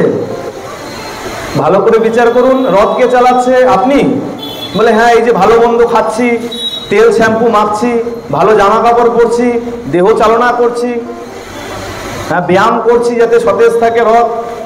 বলে সব ঠিক আছে, চাকাতে তেল দাও, মোবিল দাও, সব ঝাড়পোছ করো, সব ঠিক আছে, কিন্তু চালনা করার সারথি যদি রথের উপরে না বসে রথ তো চলবে না। সারথি কোথায়? সারথিও তোমার মণি কোথায়? মনের এই মণিকোঠার মধ্যে সারথি রূপে পরমাত্মার ক্ষুদ্র অংশ রূপে আত্মা এই মনের মধ্যে বসে আছে। আমার প্রাণ গোবিন্দের ছোট্ট অংশ এই হৃদয়ের মধ্যে বসে আছে। আর যে এই গোবিন্দের কথা মাফিক চলবে তার রথ ঠিক ঠিক ঘুরবে। ভালোই বিপত্তির মধ্যে পড়ে যাও, বড় বড় মহারথী তোমার সামনে এসে দাঁড়িয়ে যাক, কিন্তু তুমি যদি তোমার রথের লাগাম সারথীর হাতে ছেড়ে দাও, এই রথ কোনোদিন নষ্ট হবে না। আর যদি নিজের বুদ্ধি খাটিয়ে রথ চালাতে চেষ্টা করো, তখনই রথ নষ্ট হয়ে যাবে। অর্জুনের মতন আর জয়ী তোমাকে হতে হবে। আর যখন শেষ দিন আসবে, যেই সময় এই পরমাত্মার ক্ষুদ্র অংশ আত্মা তোমার এই দেহ রথ ছেড়ে নেমে চলে যাবে, তখনই তোমার এই রথটাকেও কিন্তু টুকরো টুকরো করে দেওয়া হবে। কখন? দেখবেন চিতার উপরে শুইয়ে যখন আগুন দেওয়া হয়, আর ওই মরা দেহ যখন কুকড়ে ওঠে, বলে না মার বাঁশ দিয়ে বাড়ি মার, মাথাটা ফাটিয়ে দে আগে। ঠিক তেমন যখন আত্মা নেমে চলে যাবে, প্রাণ গোবিন্দ যখন তোমার এই দেহরথ ত্যাগ করে চলে যাবে, সেই দিন তোমার এই দেহরথটাকেও পিটিয়ে পিটিয়ে টুকরো টুকরো করে দেওয়া হবে। সুতরাং সময় থাকতে এই জগন্নাথ দেবের রথের সাথে সাথে নিজের দেহ রথেরও চিন্তা এখন থেকে করে নাও। শেষ সময় তখন আর কিছু করতে পারবে না। অভ্যাস যদি না থাকে শেষ সময় গিন্নি গিন্নি করতে করতে দেহত্যাগ হয়ে যাবে, সন্তান সন্তান করতে করতে দেহত্যাগ হয়ে যাবে, গোবিন্দের নাম মুখে আসবে যদি অভ্যাস না থাকে। আর এখন তো আরোই সম্ভাবনা কম। কেন? বলে আগেকার দিনে সন্তানের নাম থাকতো ভগবানের সাথে মেলানো। অজামিলের কথা মনে আছে আমাদের নিশ্চয়ই, সন্তানের নাম রেখেছিল নারায়ণ। দেখুন এইখানেও চিন্তা করুন, অজামিল কিন্তু ভগবানকে ডাকেনি। আমিও যখন যাব তখনও আমি ভগবানকে ডাকতে পারবো এর কোনো নিশ্চয়তা নাই। গিন্নি গিন্নি করতে করতে সন্তান সন্তান করতে করতে হয়তো আমার এই প্রাণবায়ুটা হয়তো বেরিয়ে যাবে। কিন্তু অজামিল না জেনেও ওই যে সাধুর কৃপায় সাধু বলে গিয়েছেন, এই কারণে বলা হয় সাধু গুরুর কথা শোনো। সাধু গুরু যখন কোনো কথা বলে তার ভেতরে নিশ্চয়ই কোনো কারণ লুকিয়ে আছে। ঋষি এসে বলেছিল সন্তানের মা সন্তানের নাম রাখিস নারায়ণ, না জেনে ওই সন্তানের নাম রেখেছিল নারায়ণ। আর মরার সময় ওই সন্তান সন্তান সন্তান হিসাবেই নারায়ণ আয় নারায়ণ আয় আমরা বলি না, নমো নারায়ণায় নমো। ওই নারায়ণ আয় একসঙ্গে বললে দেখুন হয়ে যাবে নারায়ণায়। ওই নারায়ণ নারায়ণ করতে করতে প্রাণবায়ু যখন বেরিয়ে গেছে আর সত্য সত্যই বৈকুণ্ঠ থেকে ভগবানের দূত এসে হাজির হয়েছে। অনেকে বলে এত নাম করার কি দরকার, ওই মরার সময় একবার জয় নিতাই, হরে কৃষ্ণ, রাধে রাধে, জয় শ্রীরাম করে মারা যাব, হয়ে যাবে। বলে এত সহজ নয়। মৃত্যু কার কখন কিভাবে আসবে আজ পর্যন্ত না কেউ বলতে পেরেছে আর না কেউ বলতে পারবে। এমন তো নয় যে জমদূত এই যমরাজ তোমাকে মিস কল দেবে যে আগামীকাল 12টার সময় খেয়ে দিয়ে জামা কাপড় পরে রেডি থাকিস, আমার দুধ যাবে তোকে আনতে। আমার কাছে মিস কল আসবে না, জানি না আপনাদের কাছে আসবে, আসবে কারোর কাছে? সুতরাং অভ্যাস করো। অভ্যাস করলে কি হবে? এই অভ্যাসটা হলো ঢালের মতন, যে যে যার ভজনা করো। আমি কাউকে বলছি না যে না তোমাকে কৃষ্ণেরই ভজনা করতে হবে, রাধারানীরই ভজনা করতে হবে। চাহে তুমি শিব ভজো, চাহে দুর্গা ভজো, চাহে তুমি সূর্যের উপাসনা করো, আর চাহে গণেশের ভজনা করো। যার ভজনা করছো তার নাম সবসময় রটতে থাকো মনে হয়। কি হবে? বলে যমদূত আসবে, কিন্তু যখনই দেখবে ঢাল আছে, ভগবানের নাম মুখে উচ্চারণ হচ্ছে, অর্থাৎ এ আমার দূত নয়, এ ভগবানের দূত, একে জমালয়ে নিয়ে যাওয়ার কোনো অধিকার আমার নাই। প্রেম সে বলো, আরো জোরে, সবাই মিলে একসঙ্গে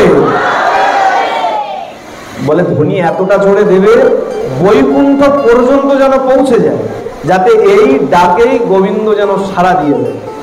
বারবার মিস কল দিয়ে লাভ কি আছে যদি গোবিন্দই সাড়া না দিল, গোবিন্দই একবার ফোন না করলো।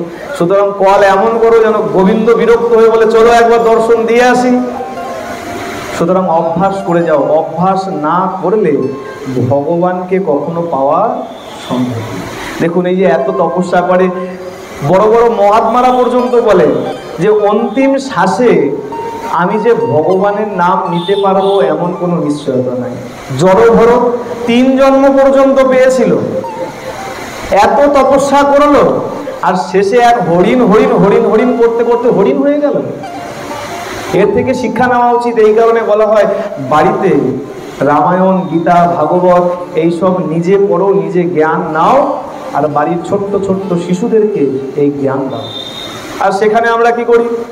না তো বাড়িতে জ্ঞান দেই, উপরন্তু কোথাও যদি এই ধর্মসভার আয়োজন হয় চেষ্টা করি কি করে তার ব্যাগরা দেওয়া যায়, কি করে নষ্ট হয়ে যায়। না, যেখানে ধর্মসভা হবে সব মনোমালিন্যতা ভুলে গিয়ে, রাগ বিদ্বেষ ভুলে গিয়ে সেইখানে গিয়ে উপস্থিত হওয়া উচিত। আর এই যখন সাধু সঙ্গে আসবেন, সাধু সঙ্গে এসে বসারও একটা নিয়ম আছে। এটা একটু নতুন মনে হবে, এটা আমার ব্যক্তিগত অনুভূতি। এই সাধু সঙ্গে এসে কোথায় বসবেন? যাকে আপনি শত্রু মনে করেন তার পাশে গিয়ে বসবেন। বলে সে কি বাবা, বসলে তো মারামারি হয়ে যাবে। না, সাধু সঙ্গে মারামারি করতে আসেনি। সাধু সঙ্গ করলে কি হয়? সাধু সঙ্গ করলে একতা হয়। এখানে আমরা কেউ কারো শত্রু নেই, আছি? কেউ নেই। বাইরে যা ছিল ছিল, এখন এখানে যখন এসে বসেছি কেউ শত্রু নেই। বলে তাহলে পাশাপাশি কেন বসবো? বলে শোনো, যখনই ধ্বনি পড়বে, যখনই বলবে সাধুগুরু আলিঙ্গন হোক, সাধুর চরণ ধুলি নাও, তখন ওই যে পাশাপাশি যে বসে আছে তখন সে চিন্তা করবে না এ আমার শত্রু, যখন চিন্তা করবে এই সাধু সঙ্গে যখন এসে বসছে এও বৈষ্ণব, তাহলে একেও আলিঙ্গন করো, এর চরণ ধুলা মাথায় নাও। কি হবে? আপনি আপ মৈত্রীয়তা চলে আসবে, একতা চলে আসবে, আমাদের সঙ্গে মিল চলে আসবে। সাধু সঙ্গে এসে বসলাম আর মনের মধ্যে রাগ থাকলো, ওই ওই আমার সাথে ওর অনেক রাগারাগি আছে, ও পিছনে আমি বসবো না, ওর পাশে বসবো না, তাহলে সাধু সঙ্গে এসে বসে কোনো লাভ। আসুন তাহলে মনে মন সবাইকে খিচুড়ি খাইয়েছি, কেউ বাদ নেই তো? আছে কেউ বাদ? কে কে খিচুড়ি পেয়েছে? সবাই মিলে একবার প্রেম সে বলো। এই খিচুড়ি খেয়েছেন? পেট ভরা থাকলে তো জানি গলা খুলে যায়। আর এই যে এই কমিটি আমাকে আমলে করে কমিটি বলবেন কি শোনালেন, এইটুখানি ধ্বনি বলবো, তা বাবা আমাকে তো অন্তত বাঁচান। সবাই মিলে একটু প্রাণ খুলে প্রেম সে বলো, বলিয়ে জগন্নাথ ভগবান কি, বলভদ্র কি, সুভদ্রা মহারানী কি, সুদর্শন চক্র কি। আসুন আজকের মতন এখানেই জগন্নাথ দেবের লীলামাতা শ্রবণ করে খিচুড়ি প্রসাদ গ্রহণ করে, আর এরপরে পাঠন্তে কীর্তন হবে, তারপরে আরতি হবে, আর বাস্তবিকই প্রসাদ হাতে নিয়ে তারপরে গৃহে ফিরবেন। শ্রী গুরু প্রেমানন্দে নিতাই গৌর সীতানাথ হরি হরি।